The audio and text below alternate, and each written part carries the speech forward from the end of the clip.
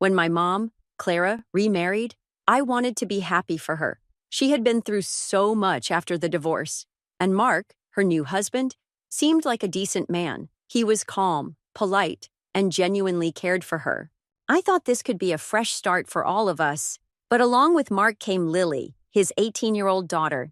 At the time, I was 22 and optimistic about the idea of a blended family. I believed we could all get along if we gave it enough time. I couldn't have been more wrong. In the beginning, I tried hard to welcome Lily into our family. I thought if I showed her kindness, she'd reciprocate, and we could form a sisterly bond. But from the very first week, it became painfully clear that Lily wasn't interested in bonding. She was distant and cold, keeping me at arm's length while playing the role of the perfect daughter to Mark. At first, I chalked it up to nerves. Adjusting to a new family dynamic isn't easy after all. But it soon became clear that Lily's behavior was more than just awkwardness. She had a way of turning everything into a competition, especially when it came to Mark's attention. If I did something well, Lily would swoop in and do it better. If Mark complimented me, Lily would find a way to shift the conversation to herself. It wasn't subtle, and it wasn't occasional. It was constant. Take family dinners, for example. Whenever I shared an achievement or an idea, Lily would roll her eyes, interrupt, or dismiss what I was saying. If Mark said something like, "That's great, Emily," she'd immediately pipe up with something she'd done that was even better, and somehow it always worked. Mark's attention would shift to her, leaving me feeling invisible. Over time, these little moments started piling up, and with each one, I felt more and more pushed aside. What made it worse was that Lily wasn't just competing with me. She was actively trying to make me look bad. She had a knack for twisting situations in her favor, portraying herself as the victim while making me seem unreasonable or petty. Once, she told Mark I had criticized his parenting behind his back. It was a complete lie, but she said it with such conviction that Mark believed her. He confronted me about it, and even after I denied it, I could tell a seed of doubt had been planted in his mind. Lily had won that round, just like so many others. I tried talking to my mom about it. "She's young," Mom said. "You just need to give her time to adjust." But how much time does someone need to stop being cruel? I didn't want to cause a rift between my mom and Mark, so I didn't push too hard. But her advice felt like a dismissal. She saw what was happening, but didn't want to risk rocking the boat. "Just focus on your own life," she'd say. "Don't let her get to you." But that was easier said than done. Lily was relentless, and no matter how much I tried to keep my distance, she found ways to needle me. She thrived on the tension, and it seemed like her goal was to prove that she was Mark's priority. And to him, she was. He rarely saw through her antics, and even when he did, he brushed it off. "You two are just different," he'd say, as if that explained or excused her behavior. The dynamic left me feeling isolated and resentful. I started dreading family gatherings, knowing they'd end with me feeling overshadowed or belittled. Even in moments when Lily wasn't actively targeting me, her presence was a constant reminder that I was no longer at the center of my mom's world. Despite it all, I tried to hold on to the hope that things would improve. I told myself Lily was just immature and insecure, and that one day she'd grow out of it. But deep down, I knew better. This wasn't just about adolescence or adjustment. This was who Lily was. And no matter how much effort I put into mending our relationship, she was determined to keep me on the outside looking in. Those early months set the stage for everything that followed. They planted the seeds of resentment that would grow into something much uglier later on. At the time, I didn't realize how much Lily's behavior, and my response to it, would shape the trajectory of my relationship with not just her but the entire family. Looking back, I wish I could say I handled it better. But in those moments, all I could feel was anger, hurt, and the sinking realization that this new family wasn't the fresh start I had hoped for. Growing up in a blended family isn't easy. I was 10 when my mom, Evelyn, married her new husband, Peter. Peter had a daughter, Lily, who was just a year younger than me. At first, I thought we might become friends, maybe even like real sisters. But that was wishful thinking. Lily and I clashed from the start, mostly because she was stubborn, sarcastic, and always managed to put me on edge. It didn't help that Peter always stayed neutral whenever we fought, which was often. Mom, on the other hand, was firmly on my side. Anytime Lily and I argued, she was quick to assume I was in the right. That made things even worse. Lily saw it as favoritism, and maybe it was. But what was I supposed to do? I didn't ask for my mom to side with me every time. The truth is, I wanted peace more than anything. I tried to build some kind of bond with Lily, but she wasn't interested. She kept her distance, and over the years, it just became easier to stay in our corners.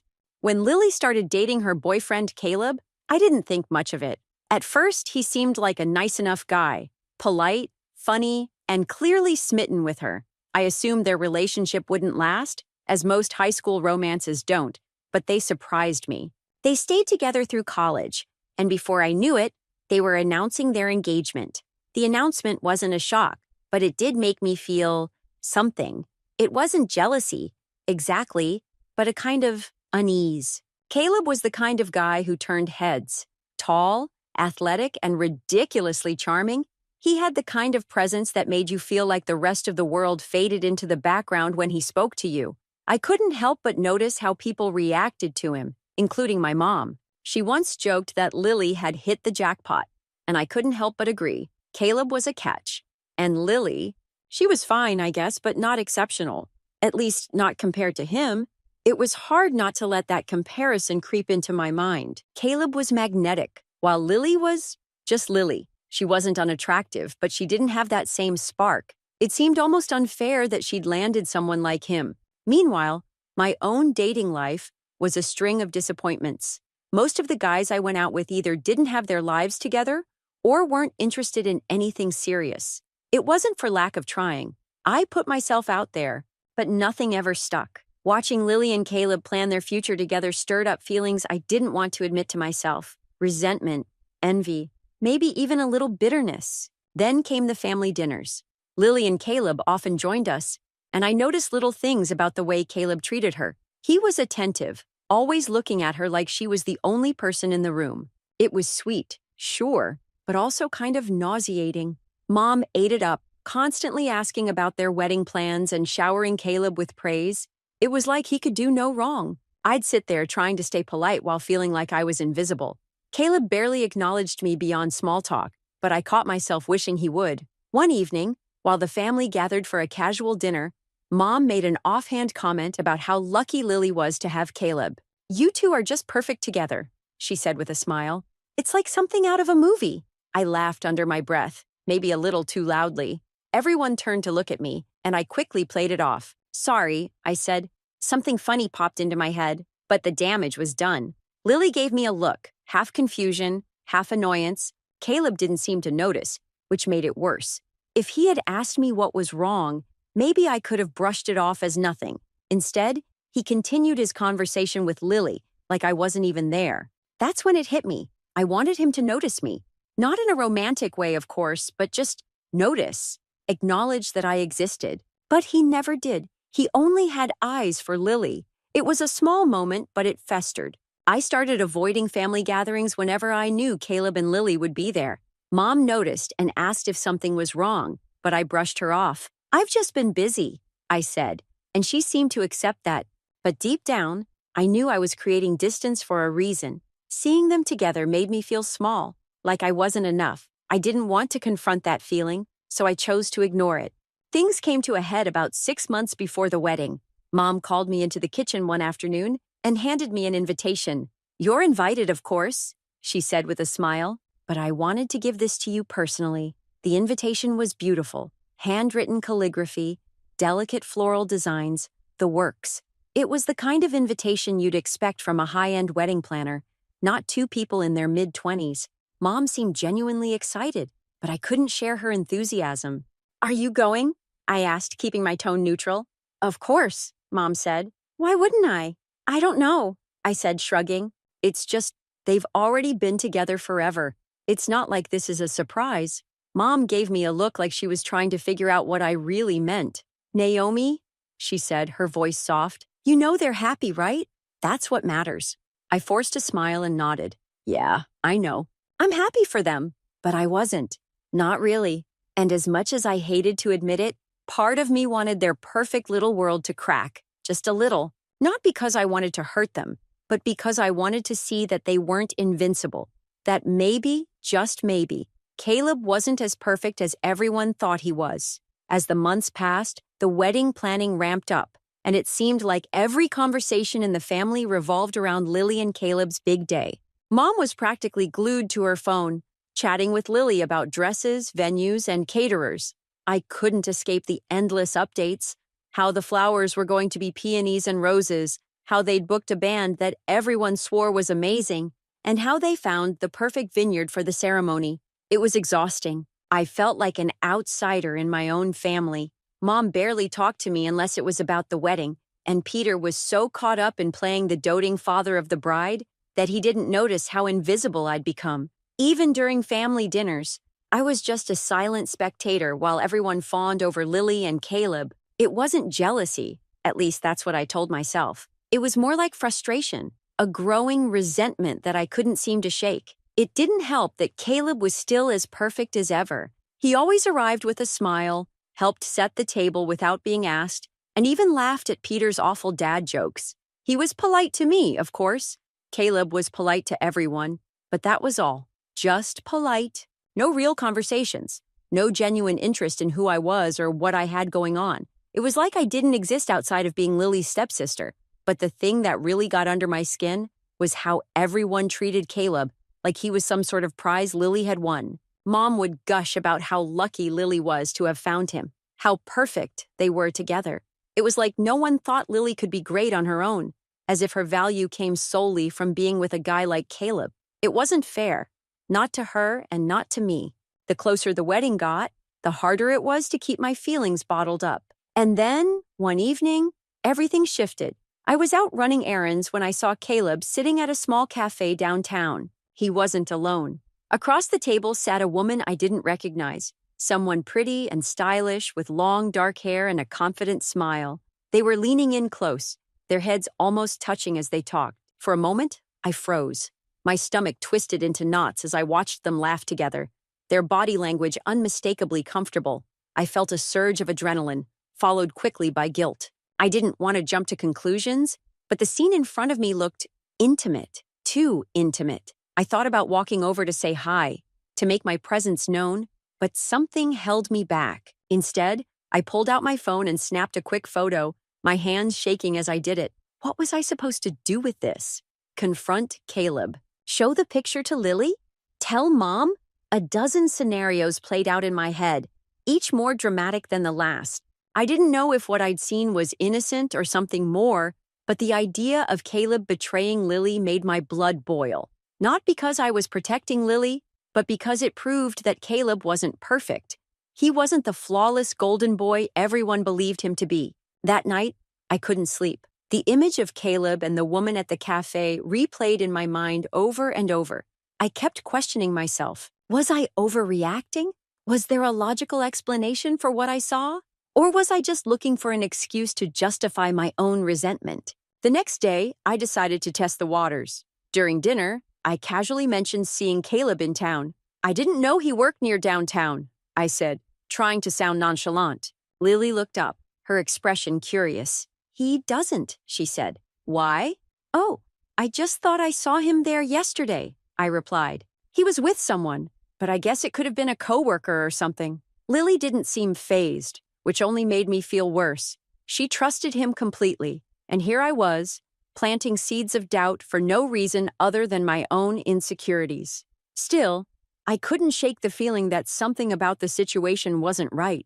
Over the next week, I found myself hyper-aware of Caleb's every move. Anytime he and Lily came over, I watched him closely, looking for signs of guilt or deception. But Caleb was as calm and confident as ever, his easygoing charm unshaken.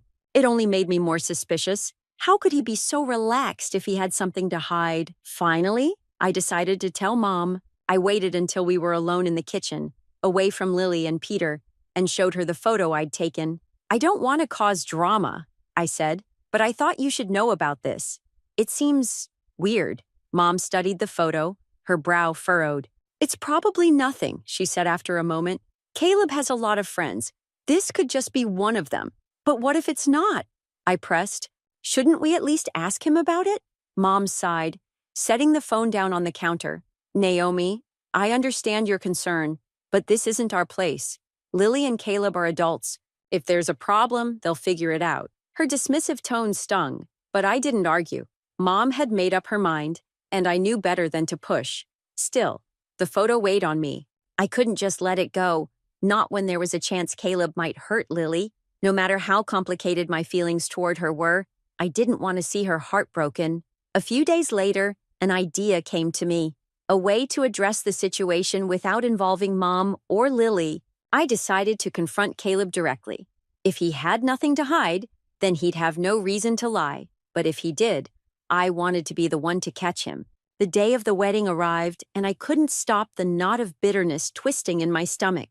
Watching Lily and Kyle prepare to exchange vows felt like a personal betrayal, even though I knew deep down it wasn't about me. But my emotions told a different story. I couldn't shake the belief that this wedding shouldn't be happening, that Kyle was making a mistake, one that I was sure I could stop. Mom, Clara, had been my biggest supporter in this. She saw things the way I did, or at least she pretended to. She agreed that Lily wasn't right for Kyle and encouraged me to act. Together, we had come up with a plan. We'd use the photos she'd collected, ones that showed Kyle talking to another woman in what appeared to be an intimate conversation. It wasn't anything scandalous, but it was enough to plant doubt. Mom was convinced that if we revealed them at the right moment, we could derail the wedding. As I got dressed that morning, the reality of what we were about to do started to hit me. A small voice in the back of my mind questioned whether this was the right thing, whether I was crossing a line I couldn't uncross, but I silenced it. I told myself it was for Kyle's own good. I told myself I was protecting him from a life of regret, and maybe, just maybe, I told myself there was still a chance he'd see me differently, see me as the better choice. The ceremony itself was beautiful. Too beautiful, really. The decorations, the music, the smiles, it all felt like a mockery. As I watched Lily walk down the aisle, her face glowing with happiness, I felt a surge of jealousy so sharp it almost took my breath away. I sat there, gripping the edge of my chair, waiting for the right moment. It came during the reception. Mom took the lead, her confidence unwavering as she approached Lily with the photos. I stayed a few steps behind, trying to look composed even though my heart was racing. "We need to talk," Mom said, her voice low but firm. Lily's expression shifted immediately, her smile faltering as she looked at the photos Mom was holding. "What is this?" she asked, her tone sharp but controlled. "These," Mom began, "are pictures of Kyle with another woman. I think you deserve to know before you commit to someone who might not be as loyal as you think." Lily stared at the photos for a long moment, her face unreadable. Then she laughed, a short, incredulous sound. "This is your big reveal?" she said, her voice dripping with disdain. "That's Kyle's cousin, Amanda. She flew in from out of state for the wedding. She's married, by the way." The words landed like a slap. I felt my stomach drop as I realized how thoroughly we had miscalculated. But before I could process it, Lily turned her attention to me. "And you," she said, her voice growing colder. "Did you really think this would work? Did you honestly think you could ruin my wedding?" I stammered, but the words wouldn't come. There was no explanation that could justify what we had done. By now we had drawn a small crowd. Mark, Kyle, and several guests were watching, their faces a mix of confusion and disapproval. Kyle stepped forward, his jaw tight. "This is unbelievable," he said, looking directly at me. "You couldn't just let us be happy, could you?" I wanted to defend myself, to tell him I was trying to protect him, but the words felt hollow even in my own mind. I had no defense, and the weight of that realization crushed me. Mark stepped in then, his face flushed with anger. "Clara, Emily, I think you've done enough. Leave." Mom tried to argue, but he cut her off. "Now," he said firmly. The walk out of the reception hall felt like the longest walk of my life. I could feel the weight of every pair of eyes on us, every whispered comment. By the time we got outside, I was shaking with a mix of humiliation and anger, though I wasn't sure who I was angrier at, Lily or myself. As we drove home, Mom kept muttering about how unfair it all was, how ungrateful Mark and Lily were, but I couldn't share her outrage. All I felt was a deep, sinking shame. We had tried to ruin something beautiful, and we had failed spectacularly. And in the process, I had made myself the villain in a story that wasn't mine to control. That night, I lay awake replaying the events in my head, wishing I could take it all back. But it was too late. The damage was done, and I knew things would never be the same. What I didn't realize then was just how far-reaching the consequences would be. The morning of the wedding was a whirlwind. The venue was breathtaking. A picturesque garden wrapped in golden sunlight, with rows of white chairs and flowers draped in every corner. Everyone buzzed with excitement, and for once, I felt a pang of regret that I hadn't let myself enjoy this moment for Lily. She looked stunning, radiant even, as she moved around with her bridesmaids. For a moment, I considered just staying quiet, letting the day pass without stirring any more trouble. But guilt gnawed at me. I couldn't ignore what had been brewing between Gigi and me. The photo, her accusations, the confrontation, it all weighed too heavily on my conscience. I wasn't innocent in all of this, but neither was she. And yet, I hadn't anticipated how far Gigi was willing to go until the moment she barged into the bride's dressing room, demanding to speak to Lily. From the hallway, I could hear her raised voice. "This is important.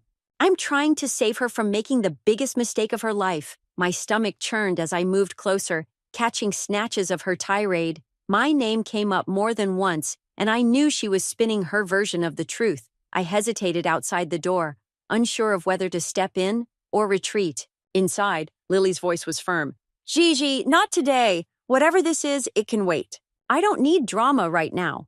"Oh, but you do," Gigi countered, her voice dripping with faux concern. "Do you know what your darling fiancé has been up to? Naomi saw him with another woman. She even has pictures." My heart stopped. Gigi had weaponized the very thing I had tried to keep contained. A knot of anger and fear tightened in my chest. This wasn't how I wanted things to unfold, and now, everything was spiraling out of control. I stepped into the room, the bridesmaids falling silent as they noticed me. Lily turned, her face a mixture of confusion and frustration. "Naomi? What is she talking about?" Gigi smirked, clearly reveling in her performance. "Tell her, Naomi. Show her the pictures. She deserves to know who she's marrying." All eyes were on me. I felt the heat of their stares and the weight of the moment. "Lily," I began, my voice trembling, "there's been a misunderstanding. Gigi is blowing things out of proportion." Lily's gaze hardened. "Just say it." I swallowed hard, pulling out my phone and showing her the photo. "I saw Caleb at a cafe with someone. It looked intimate. I didn't want to jump to conclusions, so I didn't tell you directly, but I mentioned it to Gigi, and she's twisting it into something it's not." Gigi scoffed. "Twisting? You're trying to protect her because you're guilty. You know Caleb isn't who he pretends to be." Lily stared at the photo for a long moment before shaking her head. "That's his cousin. He told me they met for dinner last week." She looked up at Gigi, her voice sharp. "You came in here with this? On my wedding day?" Gigi floundered, her confidence faltering. "I just thought you should know the truth." "The truth?" Lily snapped. "Or was this just another excuse to cause problems? You've been undermining me and Naomi for years, but this takes the cake." My heart ached, watching Lily's resolve harden. I wanted to take back the hurt I had caused, even unintentionally, but there was no undoing what had been set in motion. Before anyone could say more, my mother walked in, her expression stormy. "What is going on here?" she demanded. Lily turned to her, her voice quivering with anger. "Gigi stormed in, trying to ruin my wedding. She dragged Naomi into it, claiming Caleb was cheating based on a photo." Mom's gaze snapped to Gigi, her fury unmistakable. "You've done enough, Gigi. You've crossed a line." The tension in the room was unbearable. Gigi stammered, trying to defend herself, but the damage was done. Lily turned back to me, her expression softer but still guarded. "Naomi, did you really think Caleb was cheating?" I hesitated, then shook my head. "No, I didn't want to believe it, but I was confused by what I saw. I shouldn't have let Gigi twist this into something it wasn't. I'm sorry." Lily's shoulders relaxed slightly. "I need some time to think. All of you. Just give me a moment." We filed out of the room, leaving Lily alone with her bridesmaids. Gigi tried to follow, but Mom stopped her in her tracks. "You're done here. I suggest you leave before you cause more damage." Gigi glared at me, as if this were all my fault. Naomi's face burned with shame, but I couldn't muster the energy to defend myself. This wasn't how I wanted the day to go. Not for Lily, not for anyone. In the hallway, Caleb approached, his expression concerned. "What's going on?" Lily's bridesmaid said something happened. Mom filled him in, her voice low and tense. Caleb sighed, running a hand through his hair. "I'll talk to her." "This is ridiculous." I watched as he entered the room, feeling a mix of relief and guilt. He didn't deserve this mess, and neither did Lily. Gigi's meddling had taken a toll on all of us, and I wasn't sure how we'd recover from it. As the minutes stretched into what felt like hours, the guests began to murmur, sensing something was amiss. I stood to the side, avoiding eye contact with anyone, until Lily and Caleb finally emerged together. Their expressions were calm, resolute. Lily addressed the crowd with grace, thanking everyone for their patience. She didn't mention the drama, choosing instead to focus on the celebration. As they exchanged vows under the golden light, I felt a strange mix of emotions, relief that the day was saved and regret for my part in almost derailing it. In the months that followed the wedding fiasco, the fallout hit harder than I ever imagined. Mark moved out of the house within weeks. His trust in my mom was shattered, and his patience with me had completely run out. He didn't even try to sugarcoat it when he told her, "I can't be part of a family that acts like this." His words were final, and their impact was devastating. For the first time, I saw how my actions had rippled outward, destroying more than just my own relationships. My mom, Clara, who had always been my strongest ally, was now dealing with the wreckage of her marriage. She blamed Lily, of course, accusing her of poisoning Mark against her. But I knew better. This wasn't Lily's doing, it was ours. My attempts to repair the damage with Mark went nowhere. I reached out, sending texts, leaving voicemails, even showing up at his new apartment once. He refused to see me. When he finally replied, it was through a terse message. "It's better for everyone if we move on." I stared at that message for hours, letting the finality of it sink in. The man who had once treated me like his own daughter now wanted nothing to do with me. As for Lily, she wasted no time cutting ties. She blocked me on every platform and made it clear to mutual family members that she wanted no contact. At first, I was angry, feeling like she was the one overreacting. But as the weeks turned into months, I began to understand her perspective. I had tried to sabotage the happiest day of her life. What did I expect? Forgiveness? Understanding? Even I couldn't have given that.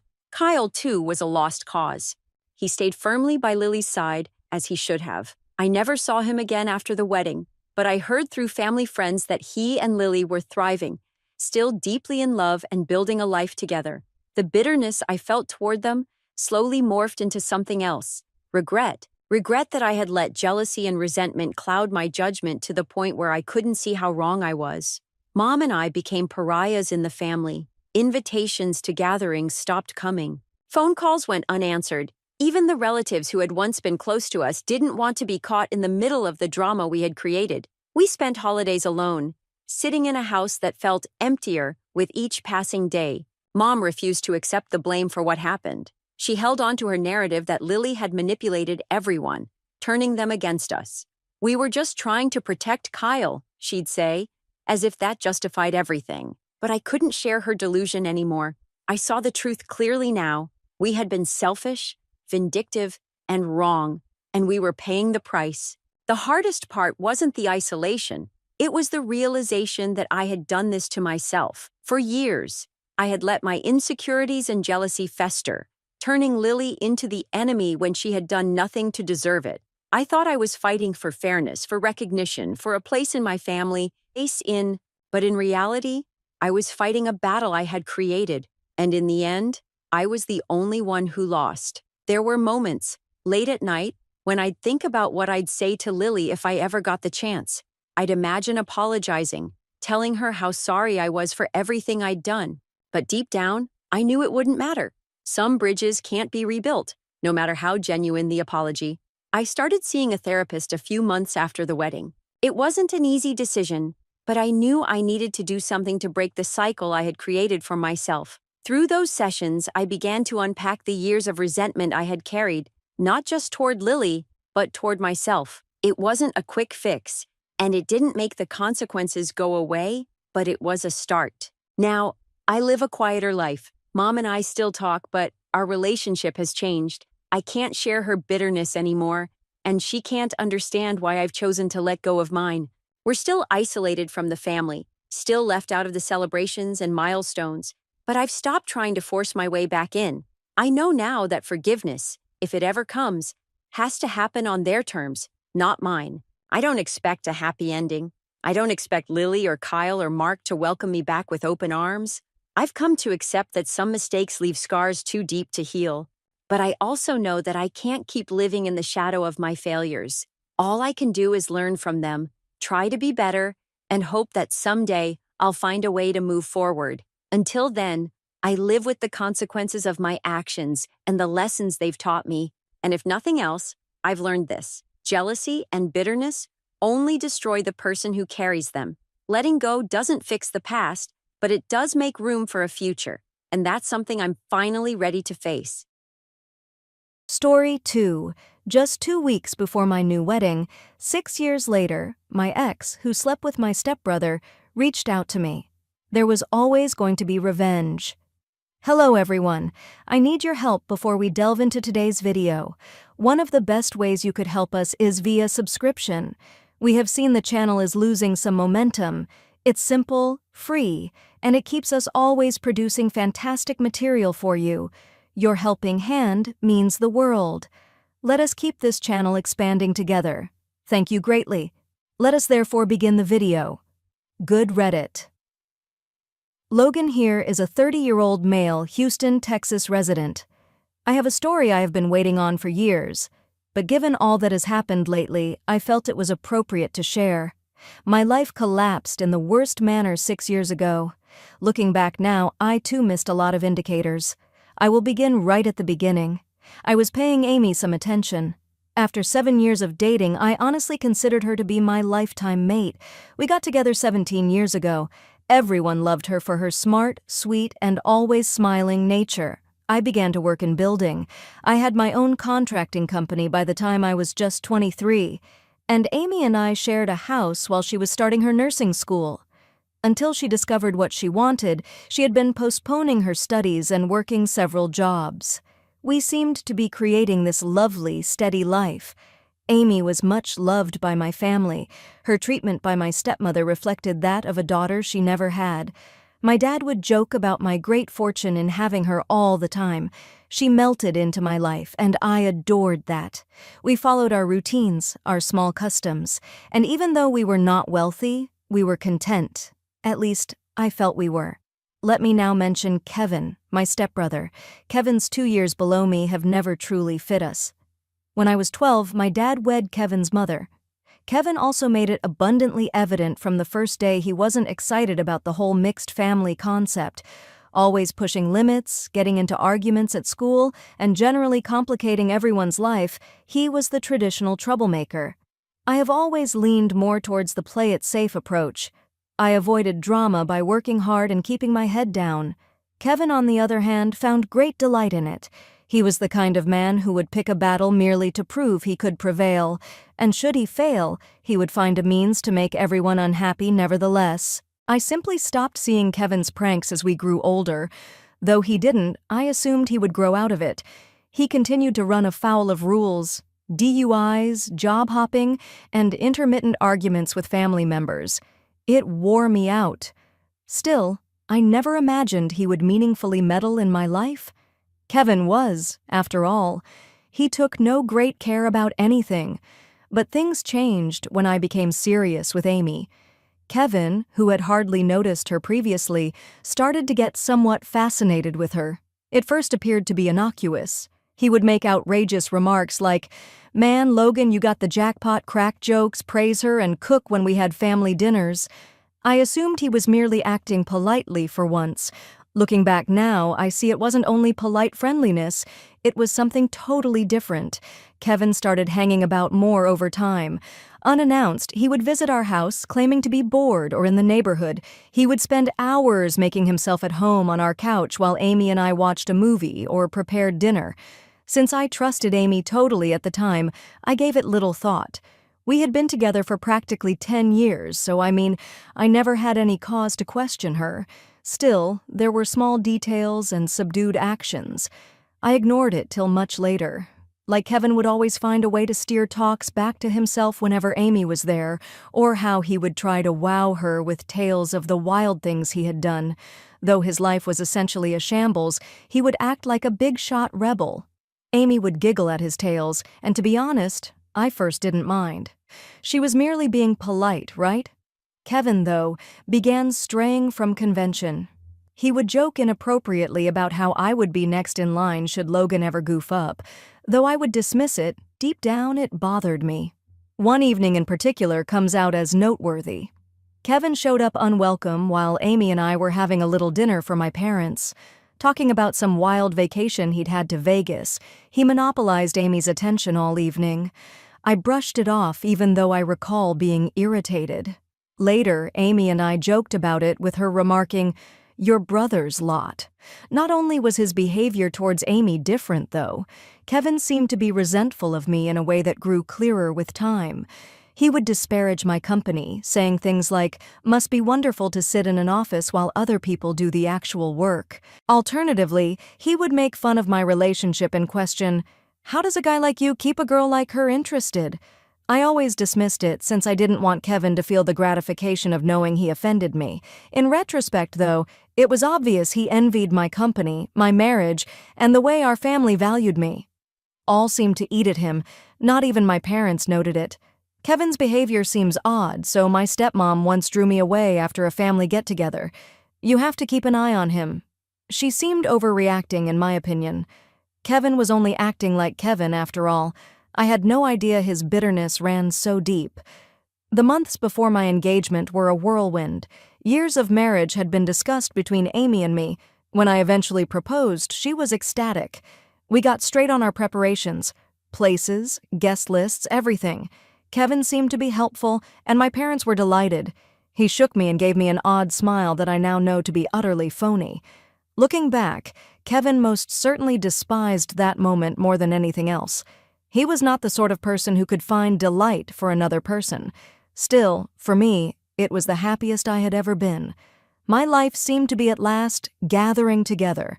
I was eager to wed the lady I loved, start a family, and continue expanding my company. I reasoned that I had worked hard and deserved every bit of it. Kevin, nevertheless, was not finished yet. Ignoring all the warning signs, I felt my relationship with Amy was perfect. Kevin's attitude seemed to me simply his normal jealousy, nothing more. He was subtly demolishing all I had created, and I had no idea. If I could go back, I would give the simple things more thought. Kevin staring at Amy revealed anything. The way he would always show up when I was not at home.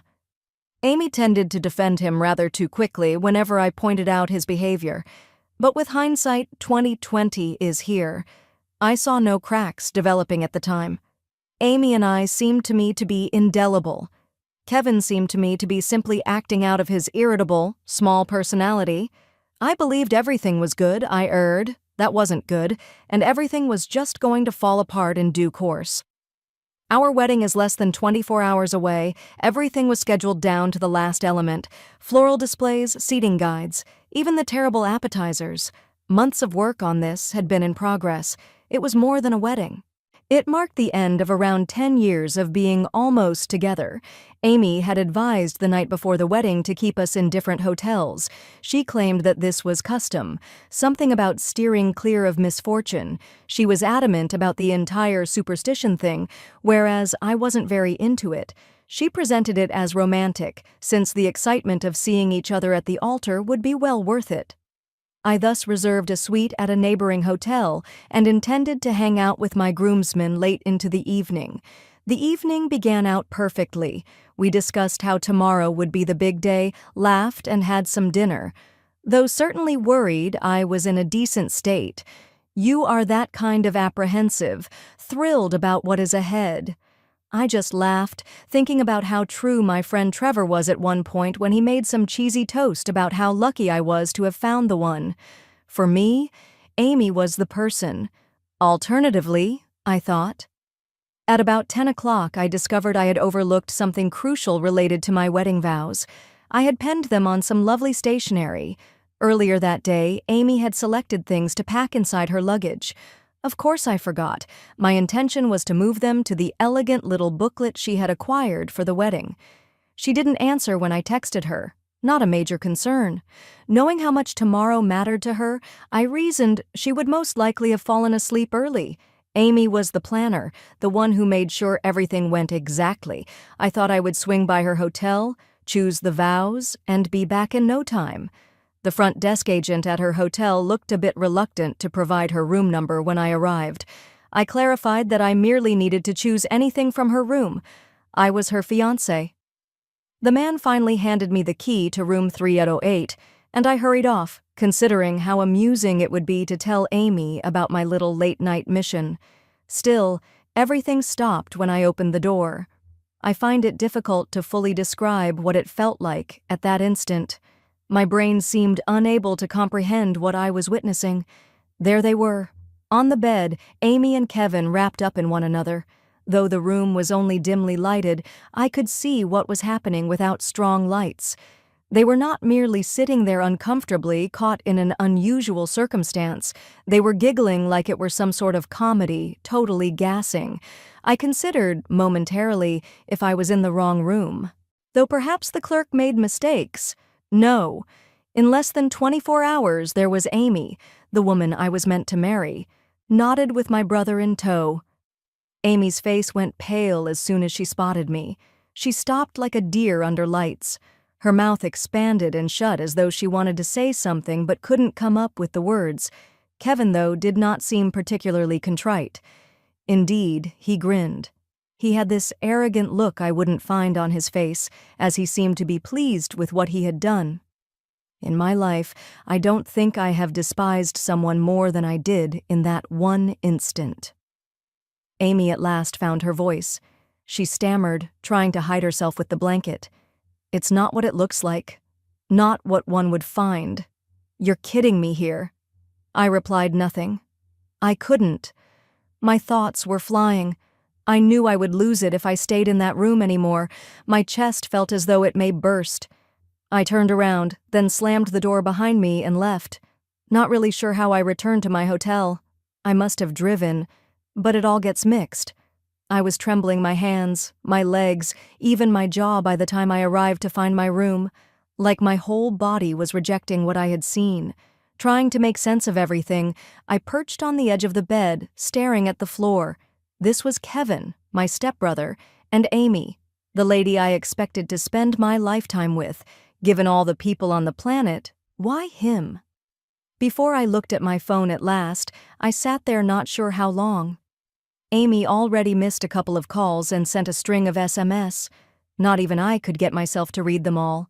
Regarding Kevin, I heard from him hardly at all. Not that I expected, of course. He had obtained, at least what he thought he wanted. That evening, I slept little at all. I simply lie there, staring at the ceiling, repeatedly running over the image in my thoughts. My eyes closed, and I saw them giggling every time. That was the component I found most persistent. They were not only caught in a moment gone sour, they were finding it enjoyable. The next few days blur completely. I doubt I truly absorbed what happened immediately away. My brain seemed to have turned on autopilot so I could get through the motions.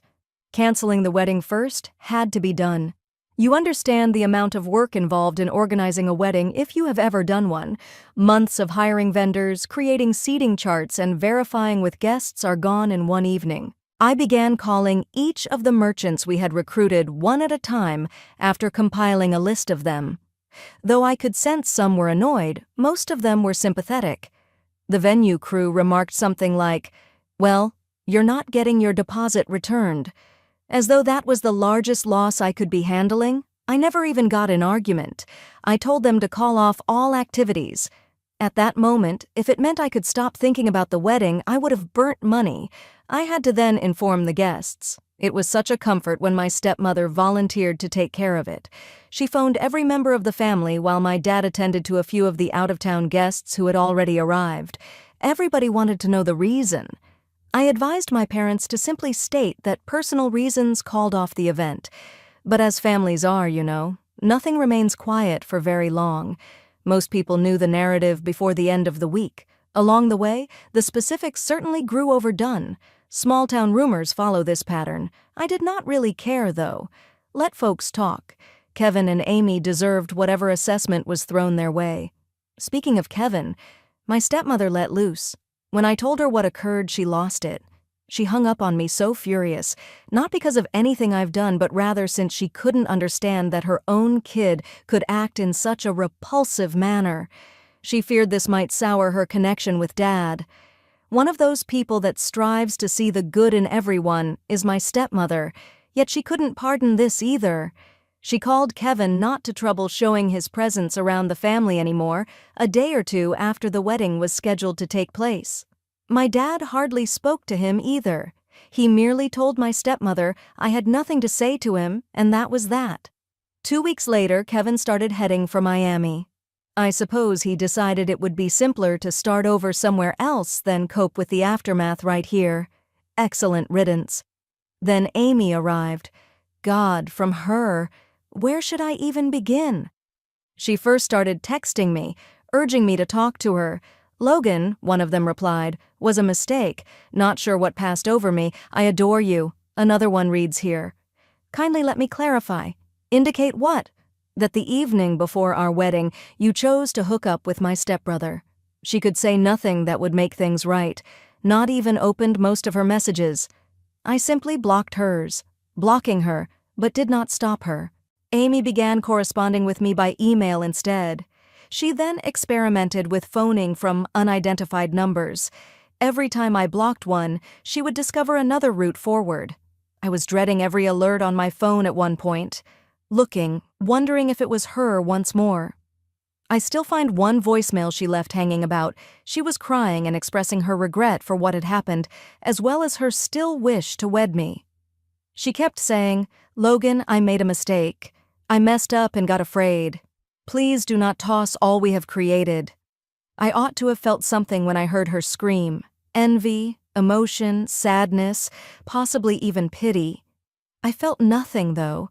She seemed to me today as a stranger. Having spent 7 years with her, I felt she was the person I would be growing old with. She also wrecked all of that in one evening. That means 6 years have passed since the disaster with Amy and Kevin. Looking back now, I can boldly claim to be in quite a different mental, emotional, and occupational state. Moving on was really not about discovering myself or any pity-motivated reinventions.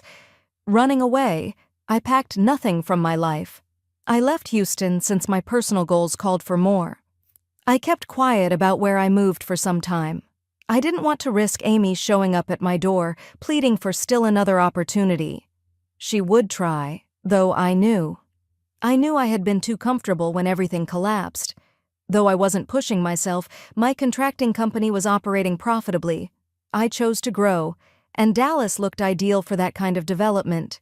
More chances, a larger market, and honestly, no lingering traces of my former existence. Starting anew in Dallas was not easy. There was no one I knew there. Hence, entering the building needed effort. But I have always been adept at that, spotting possibilities where others would not have found them. I had gone from little renovation projects to complete new constructions in a year. By year 2, I was working on projects younger than me would have dreamed of after assembling a team and getting my name known. And then Vanessa comes in. I met her 3 years ago through a client. She's a lawyer, brilliant, ambitious, and doesn't take bullshit from anyone. She was tearing into a guy trying to weasel out of paying for work he had contracted the first time we met. I witnessed her utterly destroy this man's case without exerting any effort, and I kept smiling as well. That week I asked her out. Vanessa is not a gamer, and she is not hesitant to call me out when needed. She drives me towards improvement. And for the first time in my life, I feel as though I am with someone really on my level. I was continually bending backward, trying to keep Amy pleased. When Vanessa is around, everything changes. Our relationship is that of partners. Fast forward to now, we were getting married. 2 weeks from now, and I couldn't get more excited. We were keeping it modest, just close friends and relatives. Having handled every element together, Vanessa and I have had a totally different experience from my first involvement. Amy made all the decisions in those days. I just finished writing the checks. This time it's refreshing since it seems like I really have influence on what is happening. But guess who chose to resurface just when I felt things could not be better? Amy is suddenly. She sent me a note on Instagram. I had no idea she even had an account. Her profile was loaded with old pictures of U.S. holidays, birthdays, and hazy memories from our time together. She seemed to be attempting to freeze time and act as though the last 6 years had not occurred. It was eerie. Her short message infuriated me right away. "Logan, I learnt of your wedding. I have to talk to you, please." I tried to digest the chutzpah by staring at the screen for a whole full minute. Really, after all she accomplished, she felt she could simply message me as old friends, like we could sit down, talk, and chuckle about how crazy life has been. I forwarded the message to Vanessa.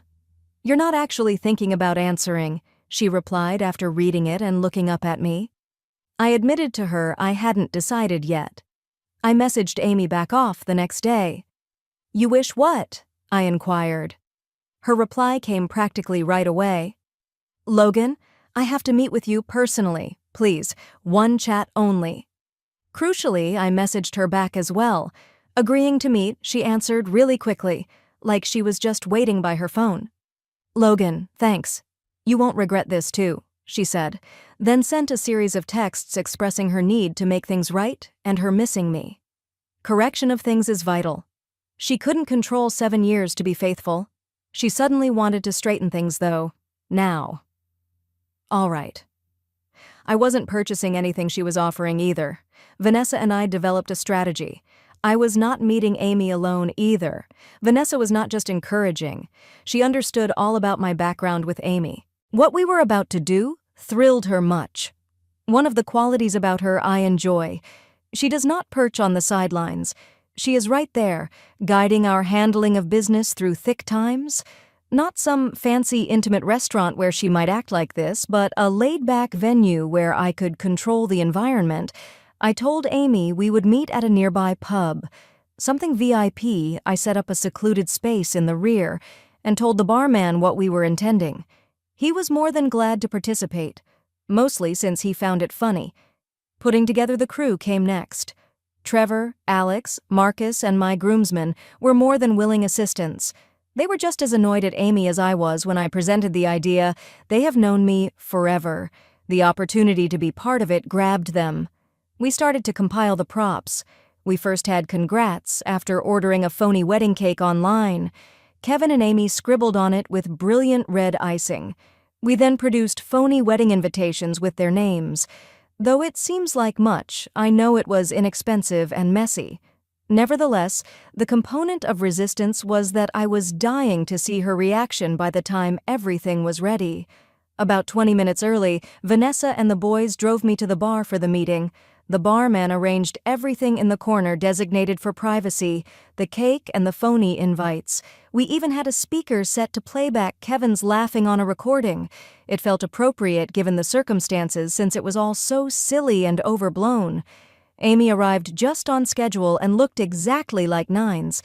She was sporting an outfit I knew from years before, one she would have worn to wow others. Her makeup was perfect, her hair was done, and she wore a hopeful, even arrogant attitude. She actually believed this would go rather well. She came into the room and started crying right away. Logan, her voice quivering, said, "How much it means to me that you agreed to meet is incomprehensible." Keeping my look as neutral as I could, I nodded and waved her to sit down. She started this entire spiel on how much she missed me, how she felt guilty about everything, and how she had made a horrible mistake but had matured so much since then. She claimed to have behaved out of fear of her own love for me. Haunted, she slept with my stepbrother the evening before our wedding. The mental gymnastics were very amazing. I maintained a straight face and nodded as though I were actually listening. I even slanted forward and placed my chin on my hand. At one time only to sell it. She endured on. "Though we had something unique, Logan. I know I damaged you. We really performed really well together. We can certainly get back to that." I was now rebounding at this point. Laughs, not because anything she said made sense, but rather because the expectation caused the deaths of me. Knowing what was next, I grew excited to see her face. About 20 minutes in walked Vanessa and my groomsmen with the cake and the bogus invitations, sporting masks with Kevin's face, something they got creative with and I knew about. Amy turned pale on her face. "This is what's happening." Her voice wrenched as she asked. Marcus handed Trevor one of the phony invites after she laid the cake on the table. Vanessa simply stood there, grinning satisfactorily, and crossed her arms. "What then? What is happening?" Amy stammered, staring about the room as if attempting to understand it. Then Kevin's laughter began to play on the tape. That was when she realized it. "You arrange me." She let out a scream. Her face started to turn brilliant crimson. "No," I answered coolly, rising to glance at her in the eye. "I simply wanted to offer you the kind of send-off you are due. You believe you can walk up 6 years later and act as though nothing happened? You believe you can go into my life and destroy all I have created? Not by a chance." This time Amy began to cry actual tears, not the crocodile ones Logan had strolled in with. "Please. I'm not sure. I never intended to save it." I cut her off and said, "You have done enough already. Leave my fiancé and me by ourselves. Don't get back in touch." She tried to object, but Vanessa moved forward to say, "You heard him. Now is the time to leave." The second Amy left. The room laughed all at once. The barman even stuck his head in and thumbed us. After the act at the bar, I believed I'd finally seen the last of Amy. She stormed off, embarrassed, and I thought it would be sufficient to get her away from me alone. She truly was far gone, though, and I had no idea. Her Instagram message represented only the surface of things. Amy's attempts to get in touch with me changed from irritating to somewhat disturbing following the pub encounter. It began with emails. She sent scores, all pleading for me to see her once again. "Logan, I knew I screwed up. Please, I can go over everything. Give me just one more chance." She would go on about how she still loved me. How did she know we were supposed to be together? Some of the emails were so long I had to scroll several times to reach the finish. After the first several, I stopped reading them, but they kept coming. She began leaving voicemails when I neglected her emails. I'd banned all the numbers she had previously used, so she must have acquired a new one. She was crying so hard I could hardly hear what she was saying, but generally she was saying she couldn't live without me. "Logan, kindly. Though I know I messed up, I cannot do this without you. Only you have consistently understood me. I require you. I am sure you still find great love in me." Your eyes clearly reflected this. My gut turned over from that. Amy, I knew, was not this one. She had always had a manipulative bent.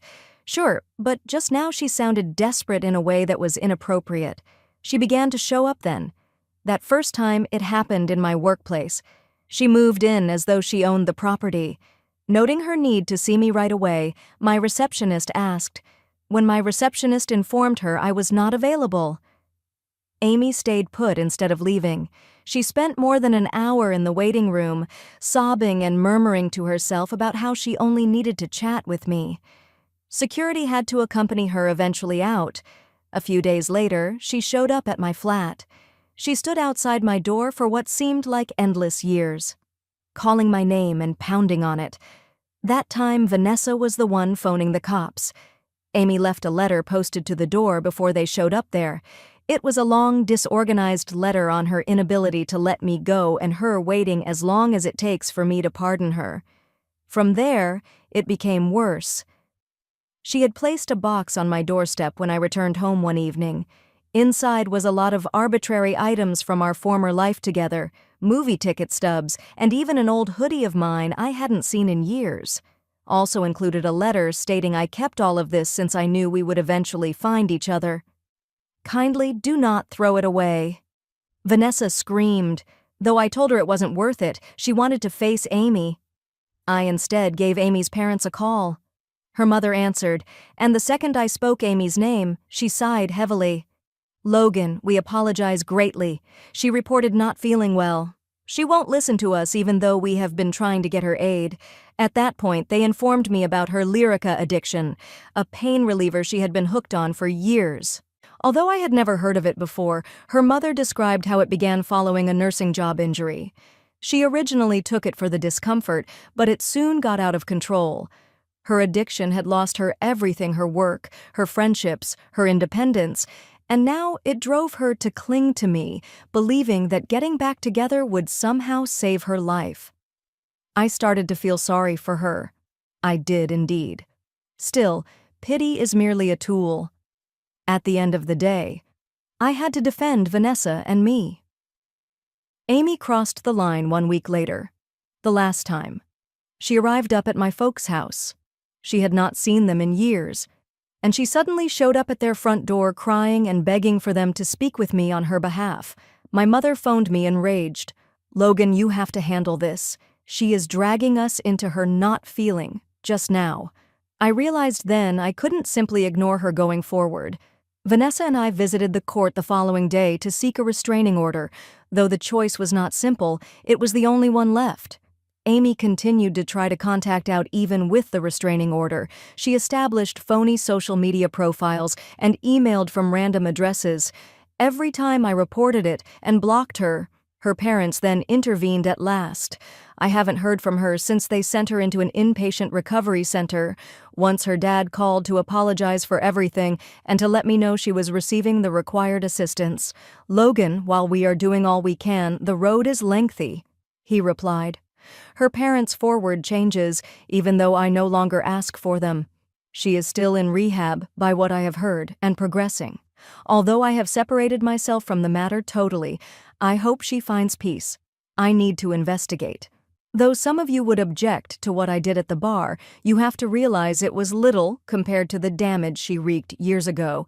She left me to gather the fragments of a life I considered to be unquestionable after betraying me in the worst imaginable sense. And to be honest, back then I had no idea she was dealing with something so severe. Should I have, perhaps I would have handled things differently. At the time, though, I was simply a man seeking self-defense after being walked all over. At the end of the day, I am thankful for where I am right now. Vanessa and I are contentedly married and are developing a trusting and respectful life together. Things I never possessed with Amy. I appreciate you hanging with me through this narrative. Subreddit. Though I can say at last I'm at peace with it all, it's been an amazing trip. Like life, so do I. Story 3. Making everyone's life miserable and bullying our stepmom. Years of family silence followed, and a trip exposed my husband to be just like his sister. I had to divorce him. The cast consists of me, 25, my husband Tom, 27, his brother Fern, 30, Margaret, 40, and her husband Corey, 37, their dad and stepmom. I'm sorry in advance, this will be somewhat long, but there is truly a lot to get over. About 1 year ago I married into the family. Though they are all a quite close-knit group, they have been quite friendly and tolerant of me. I'm always shy around new people, so it took some time for me to warm up, but I really have a lot of fun with them, and they have gone out of their way to make me feel like part of the family. Early on, I found that the way my husband's family manages conflict differs greatly from how my own family does. Head-on, my family deals with problems. Occasionally, they lead to screaming bouts. If it becomes hot enough, every one of us usually speaks up when something bothers us or causes great emotional pain to someone. Tom's family runs the opposite way. If at all, they hardly address anything in real time. Usually just sitting in tension for long lengths of time, they murmur about it behind each other's backs. I have found it quite evident that his dad is the only member of his family permitted to actively tackle a problem. Everyone else adopts the same approach. This implies that, absent his speech, no one else does. Period. In all of this, the problem is Margaret, my sister-in-law. I would want to provide you some background. She is married to Corey, and together they have 4 children with a somewhat unusual relationship. Usually speaking for both of them, Margaret is the more dominant of the two. Corey just sort of sits there and nods along. Margaret is often prone to emotional outbursts about things that just make no sense. Margaret has caused such havoc inside the family that it would take an age to count all the incidents. I do have some quite noteworthy ones, though. guilt people repeatedly if they don't drop everything to see her 4 children screaming at the top of her lungs, creating a major fuss when tomatoes ended up on her salad during a birthday celebration, constant moaning about not being able to get anything done. Her flat car and children have been nearly entirely sponsored by the rest of the family, without any prospect of being reimbursed, trash-talking her whole family, often publicly on social media. Nobody has ever discussed these issues with her once. Over time, it has kept getting more severe. The conflict between Margaret and the stepmother right now is the main concern, since it is influencing the whole household. Myself included. About 4 years ago, stepmom entered the family and is among the friendliest persons I have ever come across. Point-blank era. Margaret seems to especially reach for the cruelest things you could say about someone and publicly humiliates her at every family gathering. Margaret begs her stepmother to watch on a regular basis, but she becomes agitated when her stepmom declines any of her children. Margaret feels this is abusive and poisonous parenting. Margaret had informed stepmom she is glad she cannot have children since it was God doing the world a favor. She told her stepmom that her cousin assassinated herself for her. She routinely says things like, "This is my dad's house, not yours," and dismisses her as a matriarchal figure. "Not your daughter, here is me. You wouldn't be suited to be a mother, so why would my dad even have married you?" Margaret has gone so far as to liken the stepmom to their dad's ex-wife, who attacked him and subsequently found herself in jail. Stepmom has tried to right things several times, though Margaret gets more aggressive every time she tries to calm things. For a woman her age, all of this is quite ridiculous and intolerable. For years at this time, I have closed my mouth out of respect for the family customs, even through all of this. But last week I realized I had had enough, so I called in tears to let me know Margaret had wrecked a dinner they had gone to once more. Margaret has often used Fern as an emotional punching bag, and at this point calling me in tears is not unusual. Margaret had called him fat at supper and informed him she no longer wanted her children around him since they would believe it was okay to be overweight. For background, Fern has battled an eating problem for much of his life. Fern essentially spewed his guts over the phone. Every few years there is a family trip to Italy. Supposedly, Margaret is the reason stepmother is not traveling anymore. Fern also informed me that although Margaret has been excluded from the family for years, their dad hasn't even begun the conversation about it. None of them can say anything, as the discourse about this is not good yet. When Fern tried to get in touch with Corey, the husband, to check if anything was going on, Corey turned away her calls. I have always got along well with Corey. He's a good man. If you can get to him without Margaret in the room, he's extremely lively and fun. I thus called him personally. Margaret is trying to break generational cycles, but Corey told me everyone is treating her so rudely. He seemed to have a script in front of him the entire time, and he was practically exactly the same stupidity Margaret reports daily. Margaret falls victim. After listening to him for a while, everyone else is insane. None of them understand her, etc., etc. I told him I loved him, but I blocked Margaret's BS numbers, social media, and destroyed any other means of contact with her. Within this family, this is a major no-no. You overlook it. You do nothing. You just sit there and grab it. I told Fern and stepmom about my decision and let them know I wouldn't be showing up for anything should Margaret also be present. I told Tom, and we had a big talk about it. Although everyone is telling me they support my choice, several have also expressed some form of, "I wish I could do," since they are in the same boat.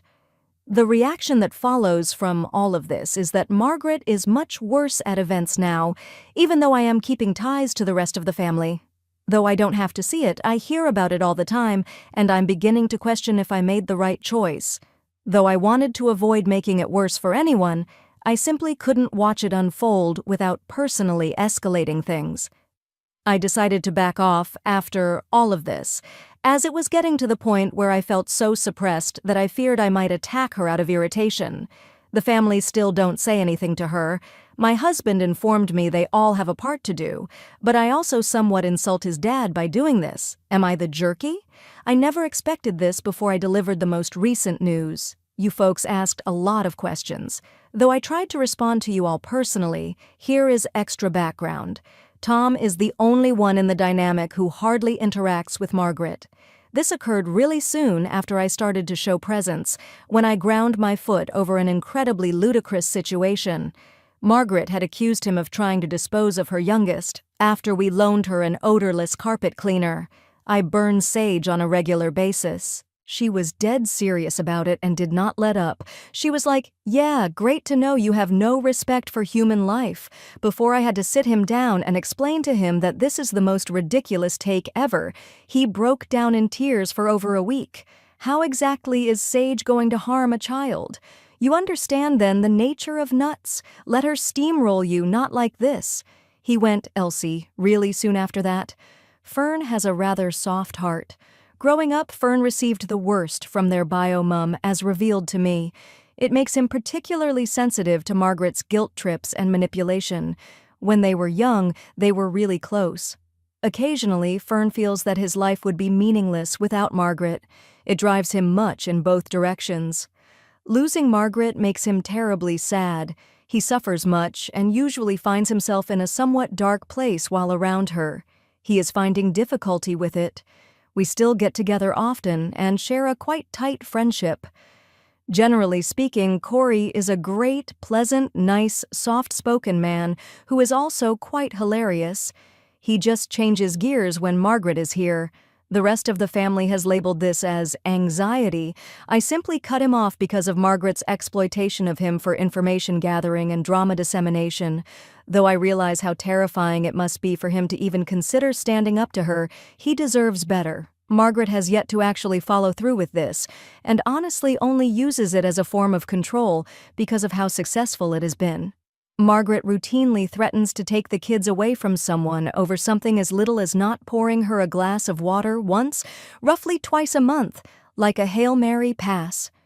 Mitchell is a quite beautiful woman. She is incredibly patient and knows how much Phil's children mean to him. She is sincerely wishing she could also remain out of it. She is trying her damnedest to not split up a family. Margaret has totally focused everything on her right now, which has put Mitchell in a somewhat awkward situation. She is a lovely, rough woman. Given how completely terrible the circumstances are, I believe she is just as confused as the rest of us and has no idea what the screw to do. The comments contain a lot of vitriol directed against Phil. Although I am not specifically disagreeing with the claim he lacks a spine and is letting it happen, I also see the suffering this is causing him. Though emotions are not his easiest thing, I have to think about how totally triggering the whole thing is. Last time he was around this type of person, she tried to dispose of him. Though he doesn't always show his emotions or viewpoints, I know him to be a very courageous man. Juggling and trying to wrap his brain around this must be difficult. He treats his wife with love. He treasures his daughter. Though I believe he should stop it and that it's been a long time coming, I really can see why. For him to face, in actual time as well as inside himself, it would be quite difficult. He is a good dad, as I tell him constantly. He is indeed very much as. After what he and the children have gone through, it just really puts him in an emotional pickle in front of a super dominant woman. I completely get that, even if Mom is a complete moron. With what they have told me, the family truly does not discuss it much. I do not hold them responsible.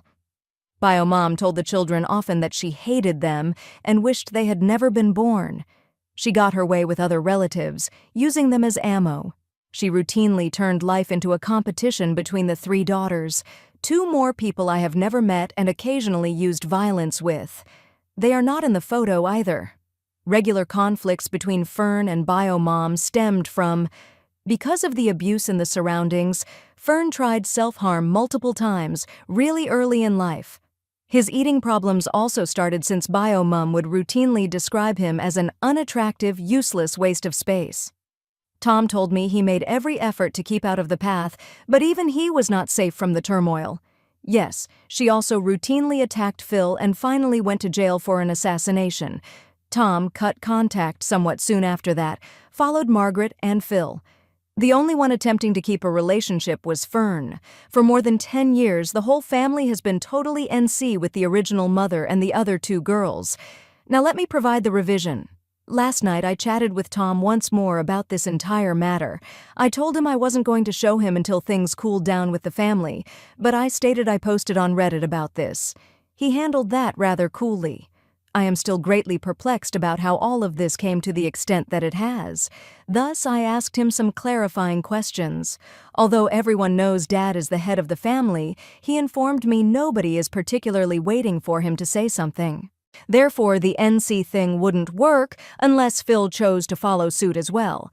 Essentially, either all of them have to do, or none of them can without gravely damaging the connections that do remain. Margaret rates the children above all else. This seems to be the family's main obstacle. Tom claims he is almost apathetic right now, as he only sees the children during family events. For Fern, Phil, and Mel, it is much different. Margaret is the only one of the siblings with children. She has often relied on the three of them for financial support and babysitting. They are all very close to the children and find great difficulty determining the lesser of two evils. You won't see the kids again, so I told them I could understand that, but I was still perplexed as to why everyone was fine with the instinctive response to any barrier or boundary. For everyone except me, I suppose it's not easy. I'll say I'm really screwed. These youngsters in any circumstances like this. For IMO, children are not money. So I have not hesitated to be like, all right, Tom, any time someone has pulled this on me, he still intends to discuss this with his father, but he finally believes he cannot influence any of it. He is so acting in his best compromise capacity. Margaret hardly appeals to him at all. Right now, he basically wants nothing at all related to her or her children. He feels Margaret is wise in that regard. Hence, he also wants not to abandon his family over this. Fairly speaking, he is playing the fence, but I would not expect more from him. I understand it. I visited Millie yesterday as well. She comes from a family that addresses issues head-on. Hence, she is rather perplexed. She has attempted to tell Margaret to straighten out, but it gets worse and worse every time she does. She finds herself, I believe, between a rock and a hard place here. She believes personally that Mary was the only one she offended Margaret with. Philip. I became honest. I agree, since Mill is so giving with her money, love, support, and attention, that I find it very difficult to believe that even a small portion of what Margaret is experiencing is valid. Mill is a cool lady, and I have come to view her as a really decent person. Right now, nobody will be able to connect with her. I will not present ultimatums to my husband. His daughter is here. It is his decision on his course of action. I'm opting not to travel to Italy with them right now, since I am separating myself. This Sunday, Fern and Tom are heading over to Mill Phil's place. We rescheduled since Mother's Day. They were out of town. Margaret and Corey originally belonged to a group gift I had meticulously prepared and sketched out to present to Mum. But very early in the procedure, they began to pull some very faint shade, and I knew this gift would be used to better control the process. For me, this was the straw breaking the back of the camel. They are not welcome on Sunday and have been totally removed from the schedule. I feel horrible since this implies Corey is left out as well. We all love him. The only thing he did wrong was not challenging Margaret based on their closeness and the way she utilizes him. He too needed to be excluded from it. I deliberately forbade them from contributing to the gifts. Hence, they have not helped with them. One of them is a fairly big collage featuring every child. Margaret and Corey are nowhere in this collage on purpose. Incorporating several more gifts with the kids' names, likenesses, etc., I also doubled down as hard as I could without involving Margaret at all. You don't get to treat someone like total crap, then twist shit and use it against someone in the future using my intelligent concept. I apologize. If you wish it to be on it so sorely, you ought to grow up. Perhaps that is excessive. Perhaps that is average. All I know is I am in complete agreement with Mill, and I have had enough, likewise totally in favor of. Play dumb games with dumb rewards talking trash. Get hit. Avoid biting the hand that provides for you. They will also inform me that Margaret wrote Margaret a note on mail. The state of affairs now is this awful. Mill keeps trying to fix things, but Margaret blocks her at every point in favor of being nasty over crap. In the long run, that actually has no bearing. This twin whammy of the gifts and letter will most certainly cause an awful lot of garbage in the very near future. All that anyone would actually need is an apology based on full responsibility devoid of finger-pointing, justification, or victim playing. For Margaret, it in itself would be a major stride and evidence of her openness to personal development. It hasn't happened yet. I hardly think it will ever do. As it all develops, I will provide more news. I see this taking some time. Fern and Tom had arranged some Mother's Day presents for Mill, as you all know. Though I honestly worried Margaret would show up and spoil everything, it turned out to be a quite wonderful day, mostly due to her absence, which was the clear elephant in the room all through. Tom handled the grill for some time as Mill opened the presents I had arranged. It was a little pirate treasure loaded with letters from Tom, Fern, and me, praising her as a fantastic mother. I arranged them and weathered them to look soggy, and as though they had been around for a long time. I created a boondoggle for her featuring a #1 mother with our names hanging from it. She released the collage. She left with happy tears overall, which was great, but simultaneously she felt sad. She prepared. "You really are a nasty person for bringing me to tears," then hugged me very broadly. Mill began to address it all. Although it has been quite difficult and I have been struggling greatly, the men's ruckus over the grill cut off me. I made lunch, and for the most part, we had a quite great time. I noted Phil's behavior without Margaret. Wandering off into the garden, he remained by himself for long stretches of time, just staring at the ground. I registered it as pain. I cannot lie. With Margaret purposefully left out, the afternoon seemed to be much more joyful and peaceful. Given her extreme love flood, in sharp contrast to what Margaret had been getting, I could see Mill really needed to talk about what was happening.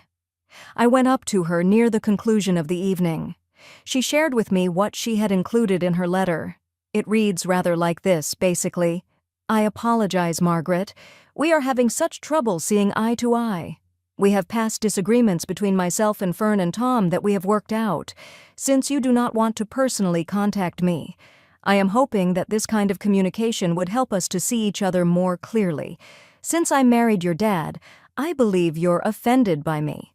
I'm not sure, though, because you won't tell me what's wrong.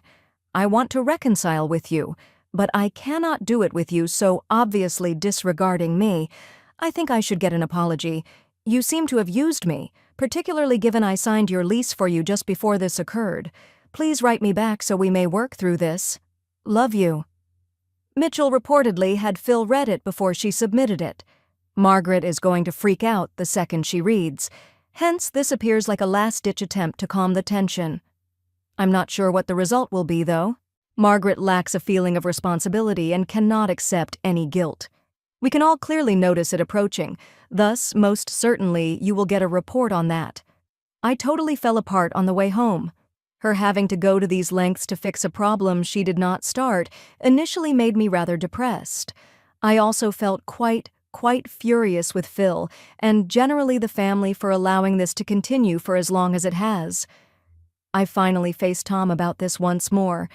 I informed him that although I knew differently, 600 strangers on Reddit calling him and his whole family cowardly had found me defending them.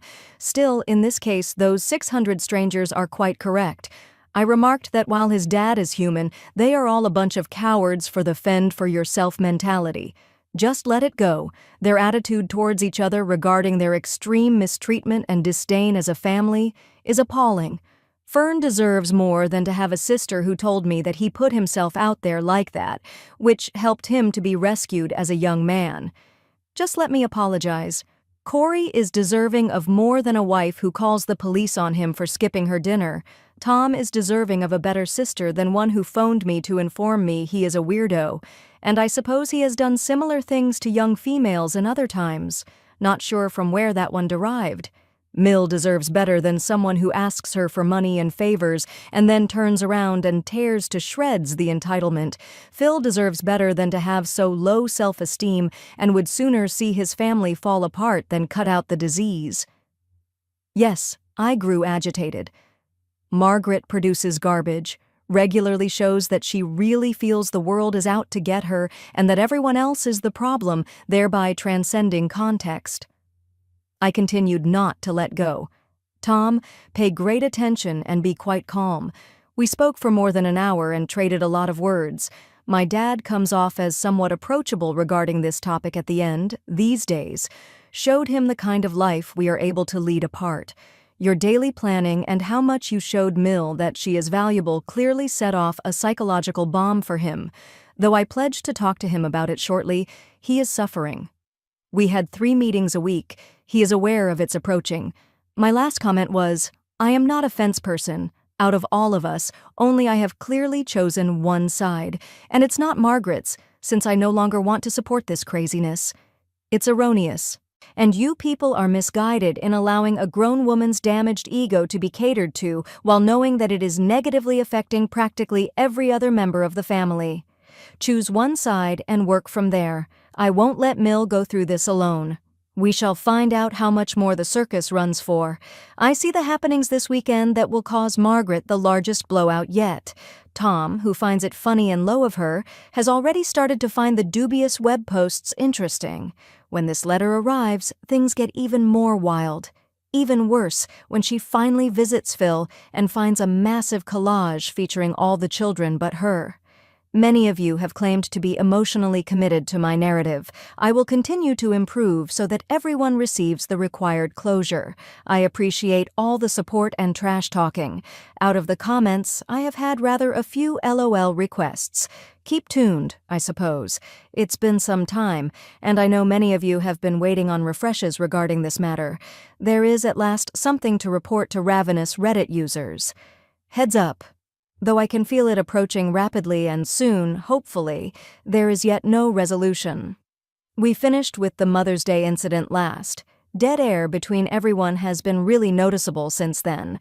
Margaret is still turtling the matter and publishing trash on the internet. Tom has been rather calm, and Phil has been continuing to avoid movement overall. Still, Mill has at last set her foot on the ground. There was some sort of spontaneous trip not too long ago. Later, that afternoon, Phil visited some old family friends in another state. I suppose Phil grew up with them and they haven't seen one another in some time. He thus set off to visit Mill.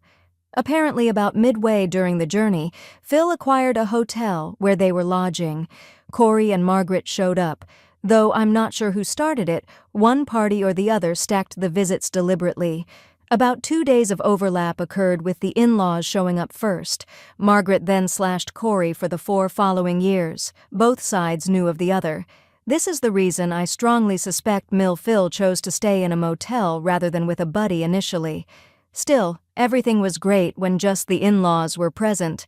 But Margaret's tribe arrived, and things rapidly descended into chaos. Mill was telling me that the passive-aggressive remarks marked the beginning of it right away. She simply ignored it, generally since there was nothing new there for anyone. Mill made sure Margaret treated the children as she was meeting them for the first time. Polite, courteous, and subdued. Margaret responded by purposefully, clearly, and obviously meddling. Margaret constantly guiding her children to other individuals. Hence, any time one of her children approached Mill was unable to get a hug, a word of discussion, or basically any time with the children. Quite nasty. Still, it was not limited there. On the second overlap day, there was scheduled some kind of dinner. After Mill and Phil left to tour the state that morning, Mill chose to remain behind the motel to grab a brief nap. Phil headed to the friend's house without her. Margaret and Corey were at the family friend's house throughout this, and I suppose Margaret's greatest annoyance was Mill napping. Margaret had not eaten all day and was starving. Obviously, Mill was responsible. Mill always acts this way. She doesn't respect anyone. From then, she began rapidly trying to run campaigns using a family acquaintance, clearly dragging the Mill across the muck and discussing how she always needs to get her way. Apparently, the family friend nipped it really quickly and did not take kindly to this, therefore completely souring the mood for supper by the time Mill arrived. Over the evening, there was much tension and more passive hostile remarks. Mill knew nothing except the strange feelings at dinner. Phil finally told her the whole tale of Margaret's antics on the way back to the hotel room. Given everyone has caught up now, The most recent change occurred yesterday when the entire family gathered without Margaret and Corey, who are still out of state. Mill and I caught up, and I learnt the whole tale. Apparently, the deciding issue for the Mill would be this overlapping of the trip. Should things be courteous and polite, she would travel to Italy with the family. Should not be the case, she would remain behind. She is not just behind, but also at last having enough of Margaret all around. Though Mill allowed Phil no space for discussion, she was not hostile or demanding about it. Once she decided upon that, Margaret's car will surely not be paid for by Mill anymore. Additionally reluctant to be Margaret's co-signer once more is Mill. I suppose it's not far off. For me, the chronology is quite hazy. And Margaret, Corey, or the children living at the house are no longer desired by the huge steel mill season. She is no longer concerned that this means she won't be watching the children going forward. In Mill's words, she knows I can't have children, and she brings it up all the time, so it should not surprise her that I have no problem not seeing them since I won't know what I'm missing. I no longer have children. Recall? She thanks you for that, remember?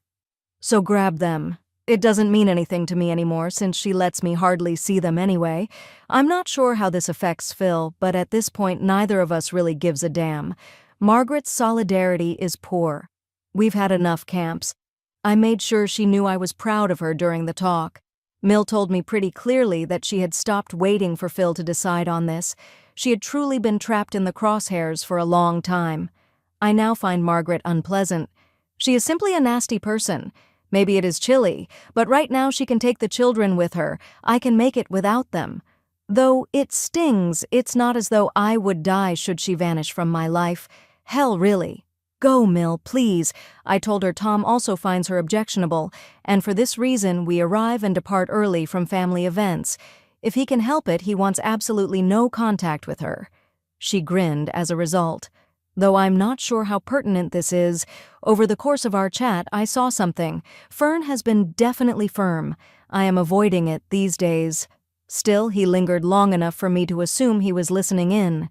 Not saying anything, he stood close by and busily worked on a 5-minute chore that seemed to last 20 minutes. About what this is, I'm not clear. He seems to me not to be reporting to Margaret or anything. He wouldn't wreck his own day in such a manner. He simply didn't join in the conversation, but I believe he actually wanted to know what was going on. At that moment, I really hope Fern is the next to ground down with Margaret. Phil would be the one person remaining on the fence. Though he's far more shy and secretive than he used to be, Fern still contacts me about Margaret occasionally. He seems almost unsure of what to do but let everything play out. As much as Fern loves Margaret, he also is near the end of his rope. And last, I believe he is simply struggling right now with his emotions. Still, Mitchell and I scheduled get-togethers while the family is in Italy. Our schedule calls for a trip to a tea house and a spa day, horseback riding and other interesting pursuits. We also joked about how the entire family would spend a whole week in Italy, imprisoned with Margaret, while we could enjoy a vacation, totally removed from all the drama. Seeing Mill resist the pressure she was under to go for the sake of her husband made me glad. Indeed it did. Also noticed the thrill on her face while we were organizing our week. God, what a magnificent, amazing time to save. She drew her line, and I could not be happier. Still a go for Italy, though. The rest of the family is. For me, this was really frustrating. This individual gets how many more chances? Although Phil is a great coward, I had earlier said that I think Phil is a fantastic father. I brought this up again yesterday with Tom. Every time we get home from a family gathering, my poor hubby gets an earful on this. With a justification he doesn't know how to diffuse, I still really find it incomprehensible why he would want to keep letting a bomb live in his house.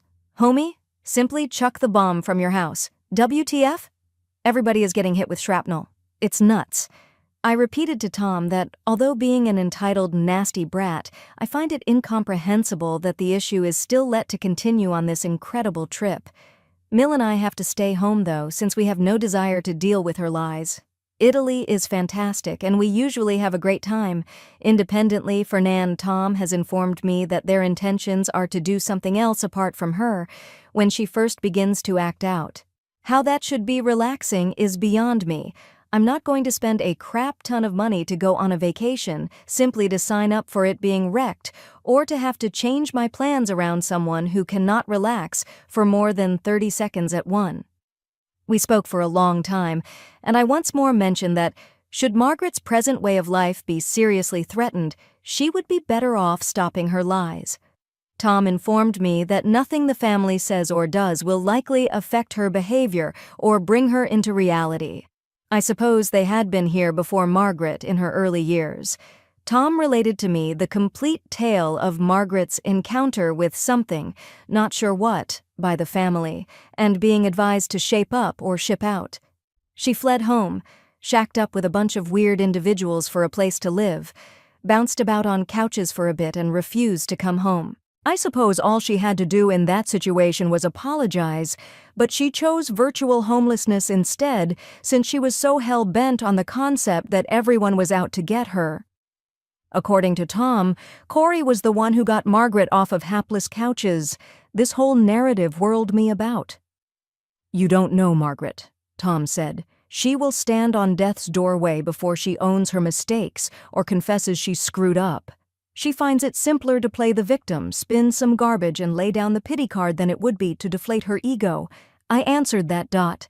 Tell me once more the reason she still gets invited to Italy. After that, the dialogue went practically nowhere. Basically all over again the same thing. Dad is obliged to do it. This is a difficult scenario. You lack family, hence, you cannot understand. I'm going to do it any way I choose.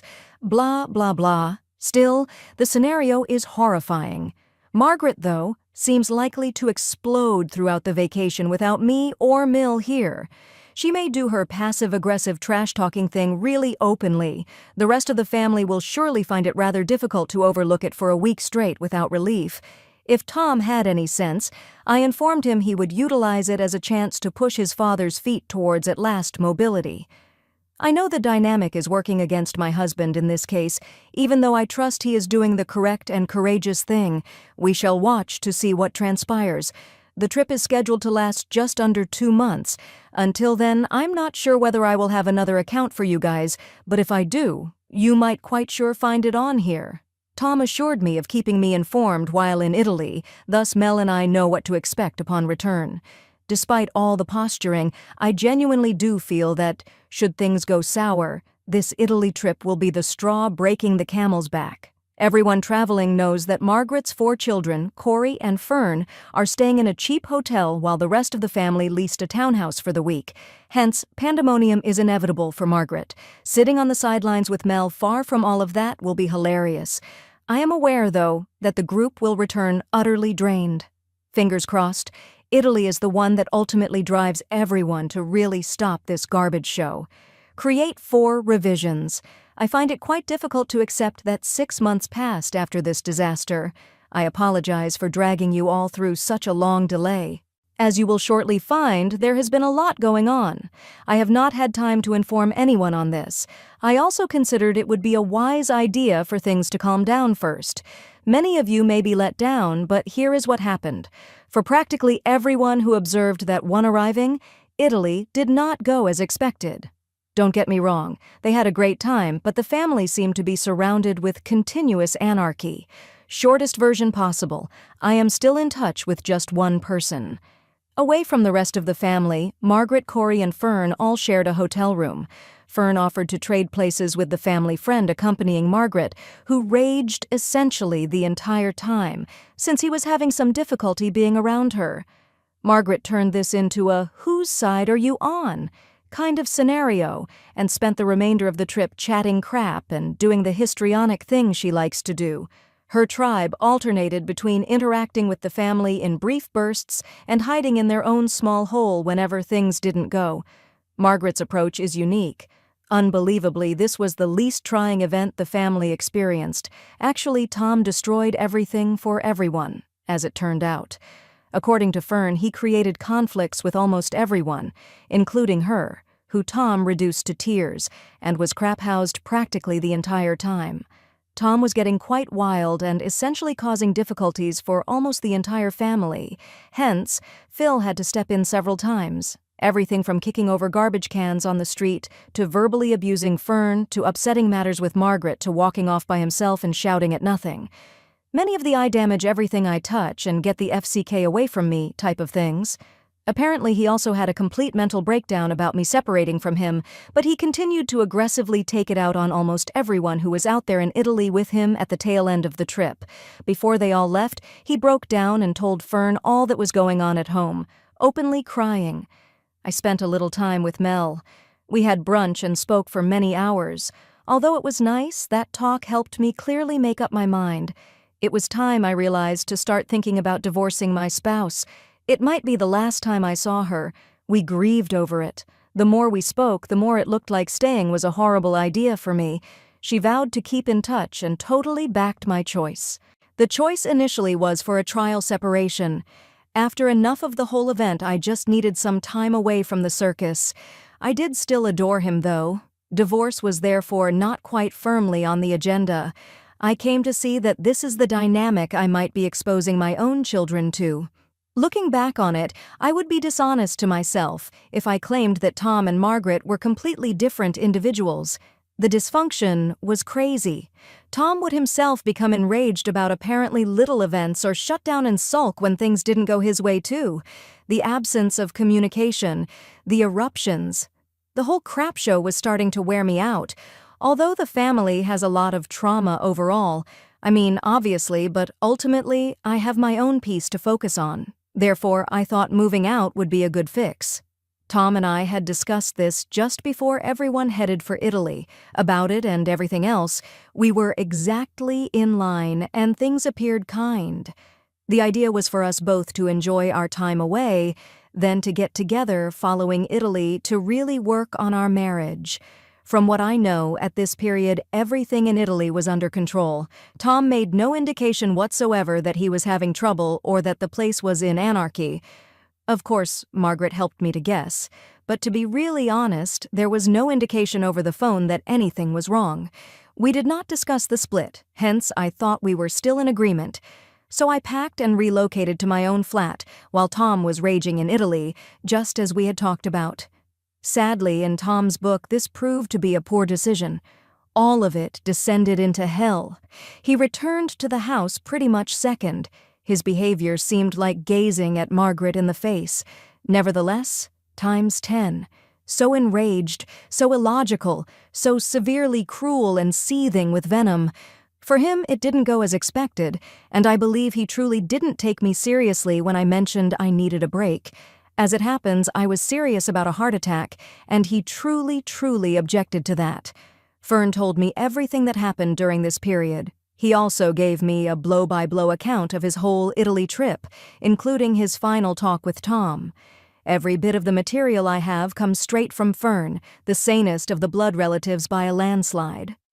Of course, I asked Tom about this, more especially the last chat they had during my departing disaster. Given that we had come to a cordial agreement, I questioned him about why he was acting so aggressively. When he was angry with me for leaving in the first place, I specifically questioned him about how he could come home and treat me this way. Actually, expressing our emotions would have made more sense in my mind than, quite honestly, screaming out and acting like a dickhead. Tom was quite defensive and basically cussed me out. "Your ignorance is evident. Oh, correct? You were there? From my face? Get away. If you are really pressured about it, call the police." Actually, it was really rather awful. Though I wouldn't say it wasn't predictable, I most definitely didn't see it extending as far as it could have. After Tom made it plain that he considered me an adversary for sticking up for myself, I decided what half of you on Reddit recommended in the very first post about this subject, way back when. Divorce, I knew, was the best choice. Since July, the last day I spent with any belongings in the house, I have not seen him or spoken with him. Apart from Fern, who I will always love and adore, I have since gotten the hell out of there and am now on NC with the whole family. This week, I am heading back to Australia to meet some family during the holidays. I am not happy with my choice to leave behind my soon-to-be ex-husband. Since I departed, my life has been remarkably tranquil. I will admit occasionally I miss the drama. though occasionally it could be fun. Primarily, I'm grateful I'm not forced to follow someone else's crazy theory that using a doormat or boundary filtering is the best way to handle disagreement. From what I know, Tom has carried on acting the same way he did in Italy, and Margaret has not been asked about her actions. Makes sense, and I appreciate all the guidance I came across on here. Reviewing the comments, I laughed at far more of them. Things I couldn't see, you people saw. And I suppose I would still be living in a circus tent and in a dysfunctional marriage if I hadn't gotten on here. Though I wish the family the best, I doubt it will ever improve unless they all start attending intense therapy. The nuts? Crazed. Crazy. There is no thank you. Remain blessed, but do it far. Way the heck. Over it. Away from my sight. I really appreciate your great patience. Perhaps I was the jerk pointing out the ridiculousness in real time. Still, I am not the jerk for leaving before all of my hair fell out. Much love to every one of you. Hungry Reddit users. Story 4. This tale is titled My Wife Lied About Birth Control and Got Pregnant by Her Supervisor. At her baby shower, I showed her divorce papers. Hey everybody, before we venture into the video for today, I need your help. We've noticed the channel is losing some traffic, and subscribing is one of the finest ways you can support us. It's simple, free, and it enables us to keep delivering you really great stuff. Your helping hand means the world. Let us keep this channel expanding together. Thank you greatly. Now let's start the video. Hello everyone, I have been holding something in for some time, thus as I believe I should release it. For background, I'm 33, and my wife, well now my ex-wife Jessica, CA, is 31. We've been together since college, married shortly after graduation. Back then, everything felt wonderful. Though we had comparable aspirations and were both driven, we just linked in a manner that made me think, yep, this is my person. From the beginning, the strategy was always quite apparent. We'd establish our jobs, save up, maybe travel a bit, and then when the time was right, start a family. Children were not off the agenda. They were only something we wanted to wait for till it was all emotionally and financial reasonable. Money was tight in our homes growing up, and we both wanted Thastris-free for any future children or ourselves. Jessica had always been keen on stability, and I'm quite realistic too. For so long, we were therefore in agreement. We discussed how costly creche schools, Andal colleges are regis, all of which are to raise children. Jessica also wanted to be established in her field before deciding to take time off or a job family. I completely understood that. I work in it, solid but demanding, and wanted to make sure we were ready before starting the whole parenthood thing. It seemed over time that we were headed towards those objectives. We even adopted Max, our puppy, who is essentially our child as child, and moved into a great little starter house in a neighborhood dat Erhood. Things in life were good. Working in marketing, Jessica was often talking about how she wanted to ascend the ladder. She works hard without question about it, and I honestly felt good about her when she received a major raise 1 year ago. Along with additional responsibility and more hours, the promotion paid more. Although it meant she was home less, it wasn't ideal. Nevertheless, I reasoned it was a trade-off for her prof development. Knowing how important it was to her, I aimed to be encouraging. Should she have to stay late or attend a networking function, I would cover things at home, cleaning, Max's care. Since we didn't have children, I felt it was reasonable. I also started observing Jessica seemed more anxious than normal at me time. She has always been a bit of a perfectionist, but following the promotion, she was even more tightly strung. She would come home tired, seldom discuss her day, and simply zone out on TV or her phone. I figured it out as her getting used to the new position. Difficult, hence I wanted to avoid aggravating her tension inquiries. Before we would casure 5-disc 10-year 5 or 10-year goals, what kind of house we wanted to upgrade to, where we would want to visit, or when we would start considering children around that time. Those conversations, though, kind of disappeared. She would shrug or say, "Let's focus on the present for now," if I brought it up. I held back on pushing it. She seemed to me just overburdened with work. As I'm writing this, I came to see that although at the time they didn't seem like a major concern, there were most likely minor things I should have noticed. Jessica was busier, certainly, but I figured it was just temporary. I told myself constantly, this phased, a phase. Things will return to normal after she finds her place in her job. We were having brunch a few months ago. She dropped nonchalantly. I am currently expecting. This wasn't part of the plan, hence, my head went totally short-circuited and I froze mid-fight. We have always been quite careful with timing, and, to the best of knowledge, she's birth control. Thwaitore asked, "Wait, what? You were on the pill, right?" She showed no flinch, turning. Barely turned from her meal, she remarked, "I suppose that didn't work. That is exactly what I mean." As she was discussing the weather or whatever else, I'm seated there trying to process it at the same time. I felt like I should be glad. Absolutely I did. None of logic made logic. We decided on waiting, so why right now? She claimed she had only recently discovered she hadn't visited a doctor yet or told anybody else, so I asked her how far along she was. She continued saying things like, "This is a good thing, right?" Her voice, meanwhile, did not particularly sound believable. All day I kept nagging at her. Something about her apathetic drop of the news and spill.ff of the pill. Failing didn't make sense. I gave a doctor's call. Not our regular one, merely a neighborhood clinic under the premise of wanting more information regarding birth control effectiveness. I inquired how frequent it was for the pill to just fail. The nurse on the Pleasanton was pleasant but matter of fact. If taken appropriately, the failure rate 1% does less than 1%. Were any doses missing, drugs that might interact, or used inconsistently? Her voice sounded to be practically skeptical. That answer simply made my brain spin more. Jessica wasn't careless, or at least I assumed she wasn't.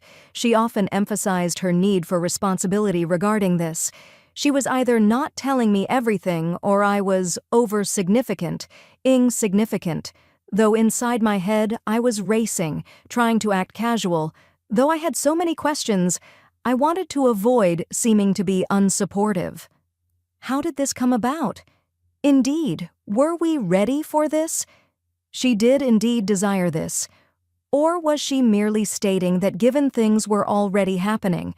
I assumed we would be sitting down shortly and having an honest discussion about wows is meant for us.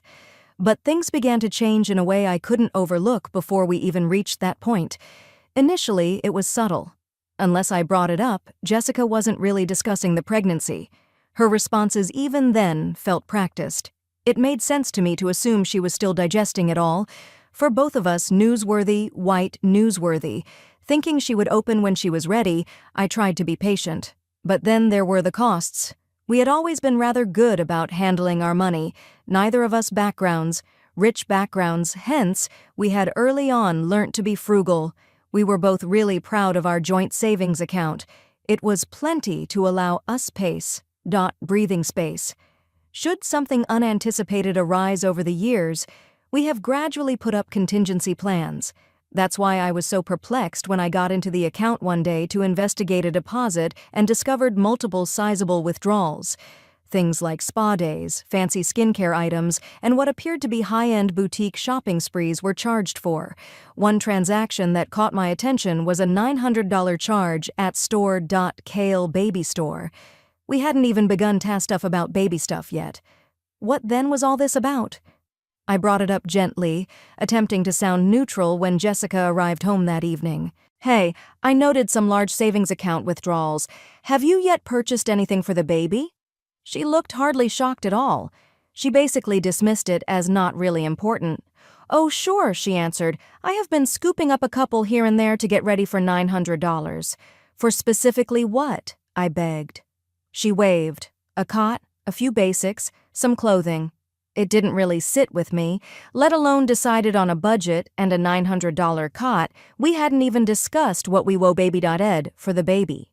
Given our lack of a clear plan yet, that sounded not like something we would typically spend money on. I let it slip for the time since I wanted to avoid escalation. Still, the spending continued during the following week. Actually, it deteriorated every time I looked at the account. More charges applied: handbags, Ignor's handbags, elegant lunches, presenting gifts for her friends. None of it appeared at all connected to the baby. I could not ignore it anymore towards the end of the week. One evening, as we were watching TV, Jessica stated, "About the savings account, might we perhaps?" She sighed, already offended. "About it?" "Well, I'm just trying to figure out what's going on, as I have seen a low-enditure lately. A few of these fees appear not like they would be for the infant." Rolling her eyes, Jessica stopped the program. "Why are you exaggerating things to such an extent? I am pregnant. I deserve to reward myself with something. One aspect of treating yourself is still attempting," said. "Cool," I said. "But this was meant to be for the infant or for an emergency. Purses. Days and purses. My money is also involved here." She seized. "Why are you acting as though I need permission to spend it?" I knew nothing about how to react to that. She wasn't really incorrect. It included her money as well. But I had been saving and cutting for years, missing evenings out with friends, running my old car for more than I ought to have, working late to buffer. We had a buffer. And now she was flying through it like it was monopoly money, not the outcome of years of giving up something. It was not only the expenditure. Her lack of apparent concern for what it had cost to get us here was to carefully, I'm not suggesting you need permission, simply said, "We should probably discuss large outlays incurred. AI are incurred, particularly now with the baby on his way." Jessica complained and crossed her arms. "You are domineering. You're stressing me out like this when I'm actually carrying our child, and I find that unacceptable." That caused me to momentarily shut down. I absolutely didn't want to come out as unsupportive, and I didn't want to be the bad person. Still, I couldn't sensation. Odd sensation. Jessica had never been like this before. That is, dismissive and defensive. It involved more than just expenditure. Her whole attitude was like this. Things grew even more strange over the next few days. Jessica began requesting arbitrary favors that seemed illogical. She wanted me to miss work one morning in order to help her choose a present for one of her pals. She once requested I pick lunch for her whole office since it would make a good impression. "I cannot just call off from work. You would care about the things I care about. I told her if you cared about me," she objected. That line irritated me more than I would have cared to confess, and tripped a guilt trip. Now everything seemed to be meant to go her way. She transformed, including her phone behavior also changed. She used to leave it all around, but now it was with her always. Not even in the bathroom. She would grab it and angle the screen away if it buzzed. "Work on things," she will say. But given her defensiveness and spending pattern swings, it was difficult to overlook Thoth. Ething felt off. Though I urged myself to believe her, the uncertainty persisted. A few days following these fights, Jessica mentioned a baby shower. Well, brought up is not the appropriate word. She made her announcement as if it were already happening. She added, scrolling on her phone, "We should rent out a nice venue for the shower." Nothing too wild, but maybe consider elegant cater. Are you decorations? Want a photographer? I raised an eyebrow. Usually people have those right at home, like something minor with close friends and relatives. She dropped her phone and cast me this glance. Like I just mentioned, we might have it in a gas station parking lot. No, this is our first baby. She underlined the phrase like it weight. Religious weight. It ought to have unique quality. Special does not always mean costly, I stated. Our house is here. We could host it here and keep it understated. Her face contorted into one I had not seen before. Part disappointments. Tone is trouble. Shame. Full of shame. The father of my child should wish to make me unique. Trip energy. Her emphasis on the father role seem ridiculous to me. Like she played the dad card, so I basically ignore everything and toss money at her. I sighed, attempting to cool myself. It isn't about that. It has to do with pragmatism. We have a lot aussils ahead of us. Hence, a nice baby shower isn't versniftant. She snuffed and crossed her arms, obviously dissatisfied. "All right," she answered. "Forget what I requested."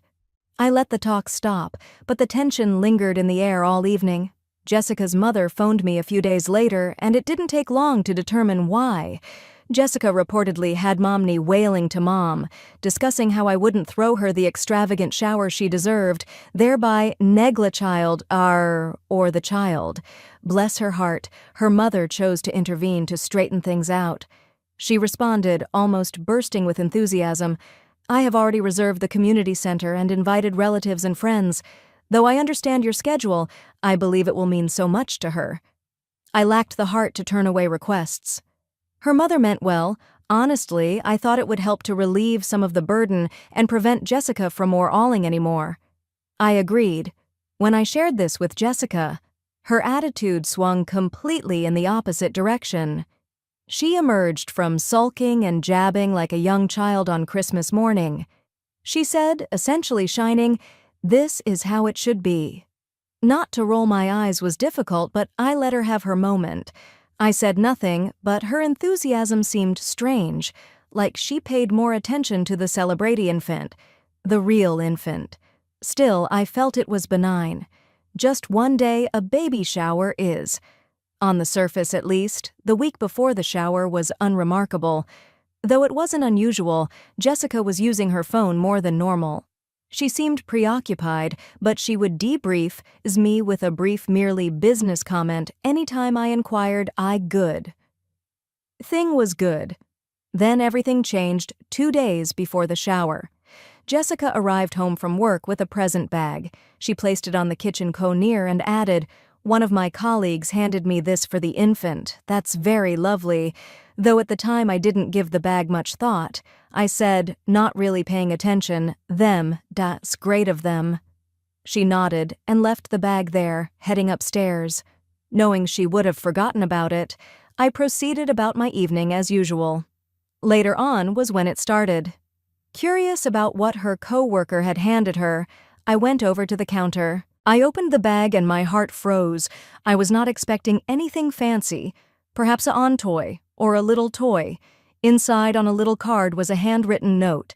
Said another way, "I am not waiting till this baby arrives. Together, we are going to lead fantastic lives. Ryan here." Twice I read the note, then once more in hopes I was misreading some Wong. Ryan was, who the devil is? As I glanced at the card, I developed a gut ache. Jessica had not before mentioned someone called Ryan, not in a manner that particularly distinguished any other. Was this merely a strange joke, or was it something else completely? My head began to race. The defensiveness, the secrecy, the spending, all of which began to click in ways I never wanted to believe. When I heard Jessica approaching the kitchen, I attempted to act naturally. Though I hadn't spoken anything about the note yet, I couldn't stop mentate, running over it. Though I wanted answers, I didn't want to approach her without understanding the whole picture. I decided to phone one of Jessica's colleagues the following day while she was at work. Though I personally knew few of them, I recalled running across a woman called Stephanie at one of their business functions. She approachable, hence I reasoned she would be my greatest chance for some insight. I first kept the chat laid back when Stephanie said, "Hey," I said, "this is Jessica's husband. I'm sorry to trouble you. I just had a brief inquiry." She looked shocked, yet also courteous. Hello, what is it?" I paused momentarily, keeping a soft voice. "Hey, Stephanie, just a short question. Jessica mentioned a baby present given to her by a colleague called Ryan, and I considered getting in touch to thank him. Do you happen to know whether he falls into her department? I wouldn't want to forward anything to the incorrect recipient." There came a protracted stop. "Ryan asks?" Stephanie spoke with a nervous tone. "True." My chest tightened as I said, "Ryan is her colleague." A pause occurred. Had anticipated. At last, Stephanie spoke, her voice tense. "Ryan isn't exactly her friend at work. He is her supervisor, in fact. That came like a brick. But I kept my tone constant. "Boss is all right," she said softly. "Look, you really ought to discuss that with Jessica." I needed just that to hear. My doubt went beyond simple paranoia. This was bigger than I'd imagined. Her colleague was her supervisor, actually. I set the phone down and briefly sat there, the weight of everything coming together. My mind ran as my hands shook. I sought solutions. There is no more justification now. There is no waiting anymore. That evening I moved while Jessica was fixated on the TV. Examining her phone felt like crossing a queue, although at this time the queue had already been erased, and I didn't really care whether she came to find mphone.ng at her phone. The texts on Jessica's phone were worse than I could have possibly dreamed. Many books in between her and her boss. They were more than merely flirtation. They were obvious things like, "I am looking forward to our at last being together, and once the baby is delivered, we will work through things." But the ones where Ryan freely discussed using boil.e my blood boil. "He will pay the expenses till we can simplify the changeover. Don't worry about him," one book advised. He is stupid. As I kept surfing the messages, I felt the room whirling. Ryan was not only any haphazard fling, he was organizing a future with her, one that would last only as long as it did not cause him any trouble. All? He worst of all? Jessica questioned straightforwardly in a discussion what they would do should I discover this. "He may then foot the youngster's bill, and we can proceed. Like me, were you abusing me like..." Not only was this man flitting about with my fiancé, but he also had the arrogance to treat me as if I were simply some wallet to support the existence. Entazy existence. Angry, I was shaking. My hold on the phone became tighter. The sheer nerve of everybody astounded me. The lies, the preparation, the weichami, contempt for me and everything I considered we had. I had gone over backwards to provide her the consistency she constantly mentioned. When she worked late, I managed everything at home. Never grumbled when her rise meant less time for us and supported every single ambition she had, no matter me. Much it cost me. And for what purpose? She could then toss it all away for some guy who hardly paid attention.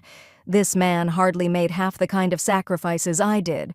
Hell, all he accomplished was knock her down and arrange to leave me carrying the luggage. I'm over here working hard to ensure she got the life she always described. She then unbelievable. Unbelievable. That night, I did not fall asleep. Feeling as though my entire existence had been inverted, I sat there staring at her clear-cut on. I was clear-cut one thing. She should not keep playing me this way.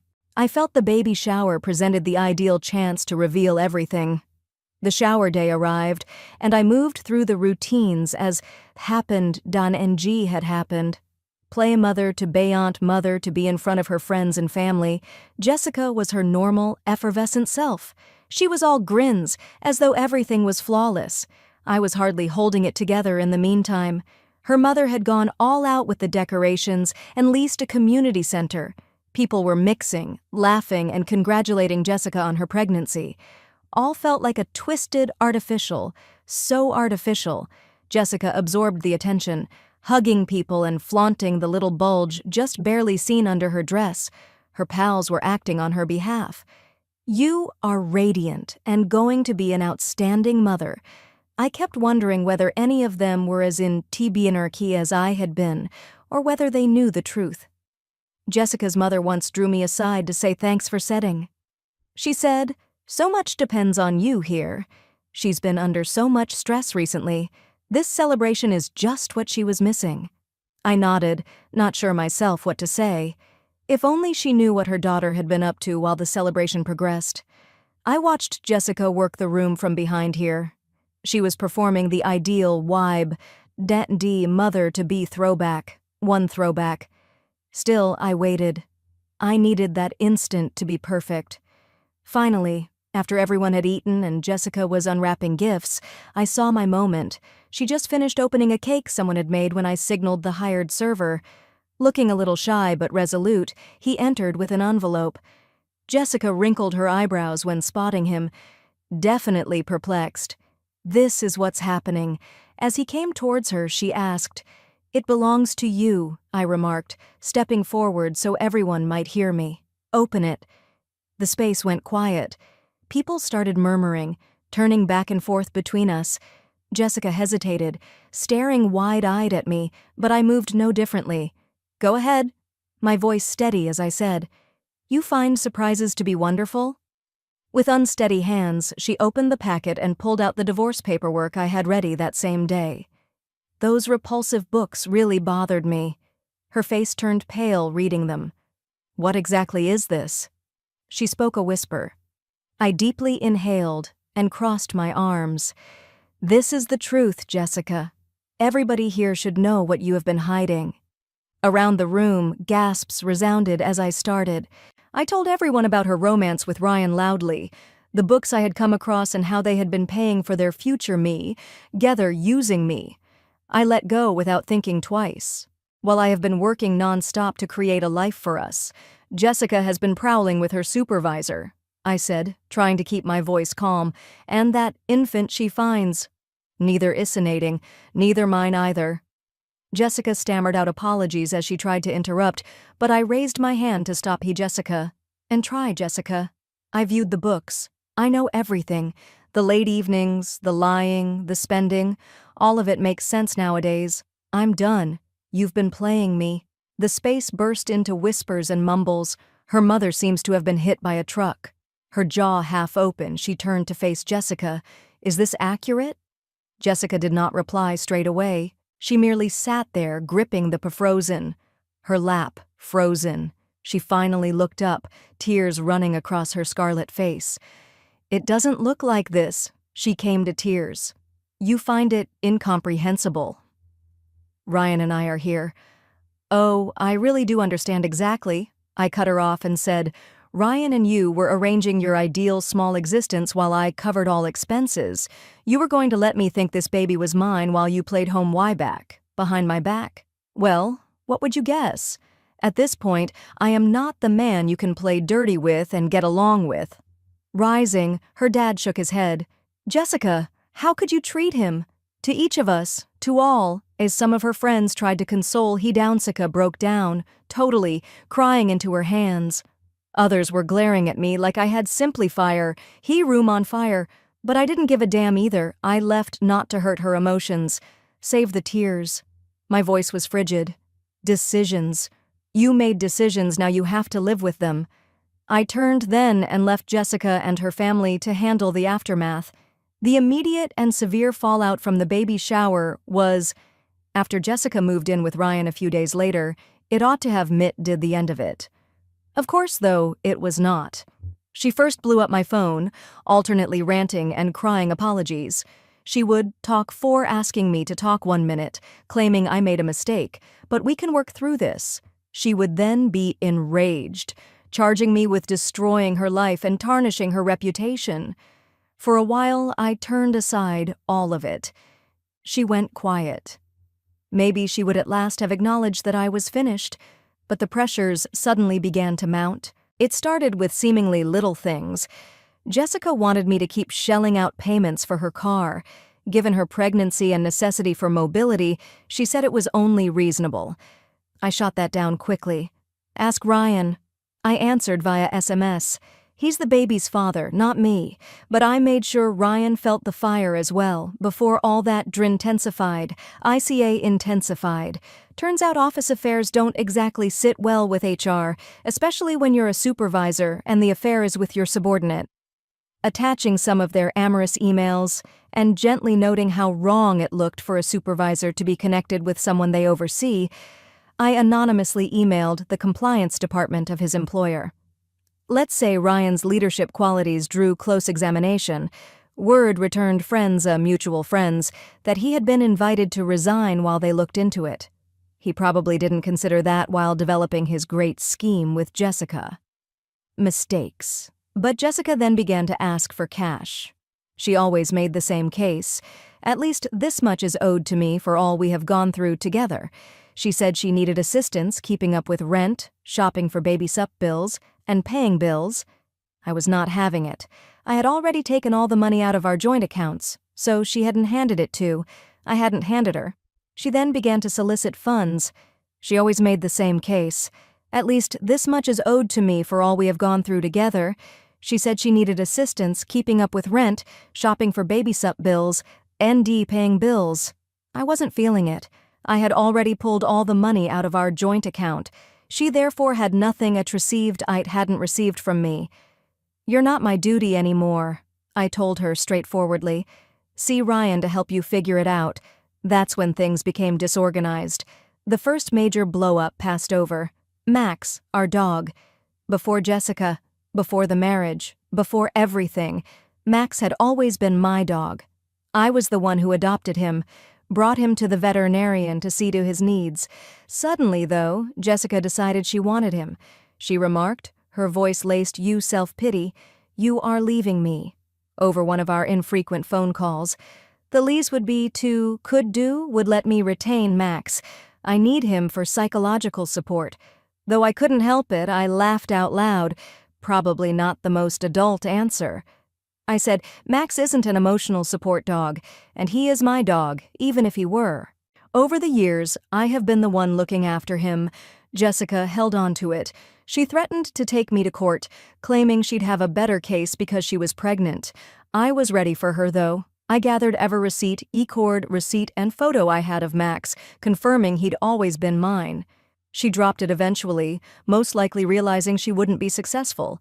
Then came the icing on top of the social media apologies. One evening, Jessica gave me a call. Having blocked her main line, I cannot even identify the number. Her voice was quivering but resolute and I took it up.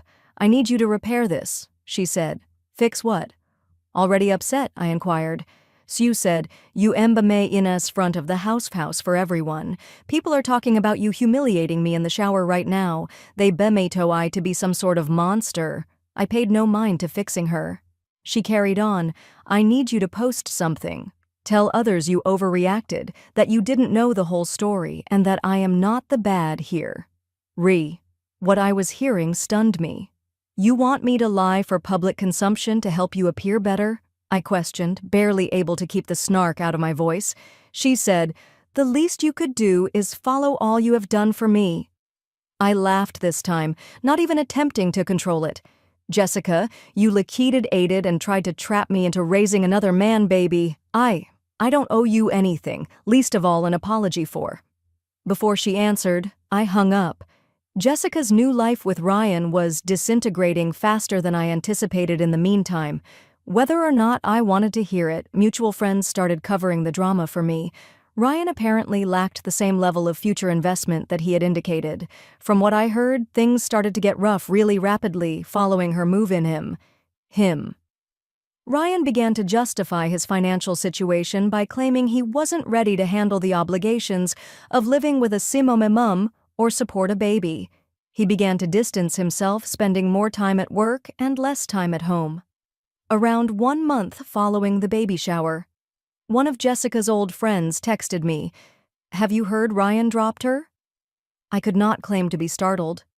When times were hard, Ryan had never seemed like the kind to hang around. Still, when I got the news, I experienced an unusual range of feelings. One could find great gratification in knowing that karma had caught up with them. Conversely, I felt guilty for the infant who had not asked to be born into messes.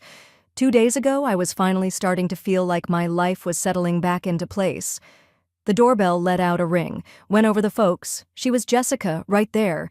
She arrived at my house like a total crazed bell ringer constantly. At first, I turrified from side it, but she wasn't giving up. I so opened it at last. She was there, looking absolutely wrecked. Mess of hair, eyes red, and this strange mixture on her face.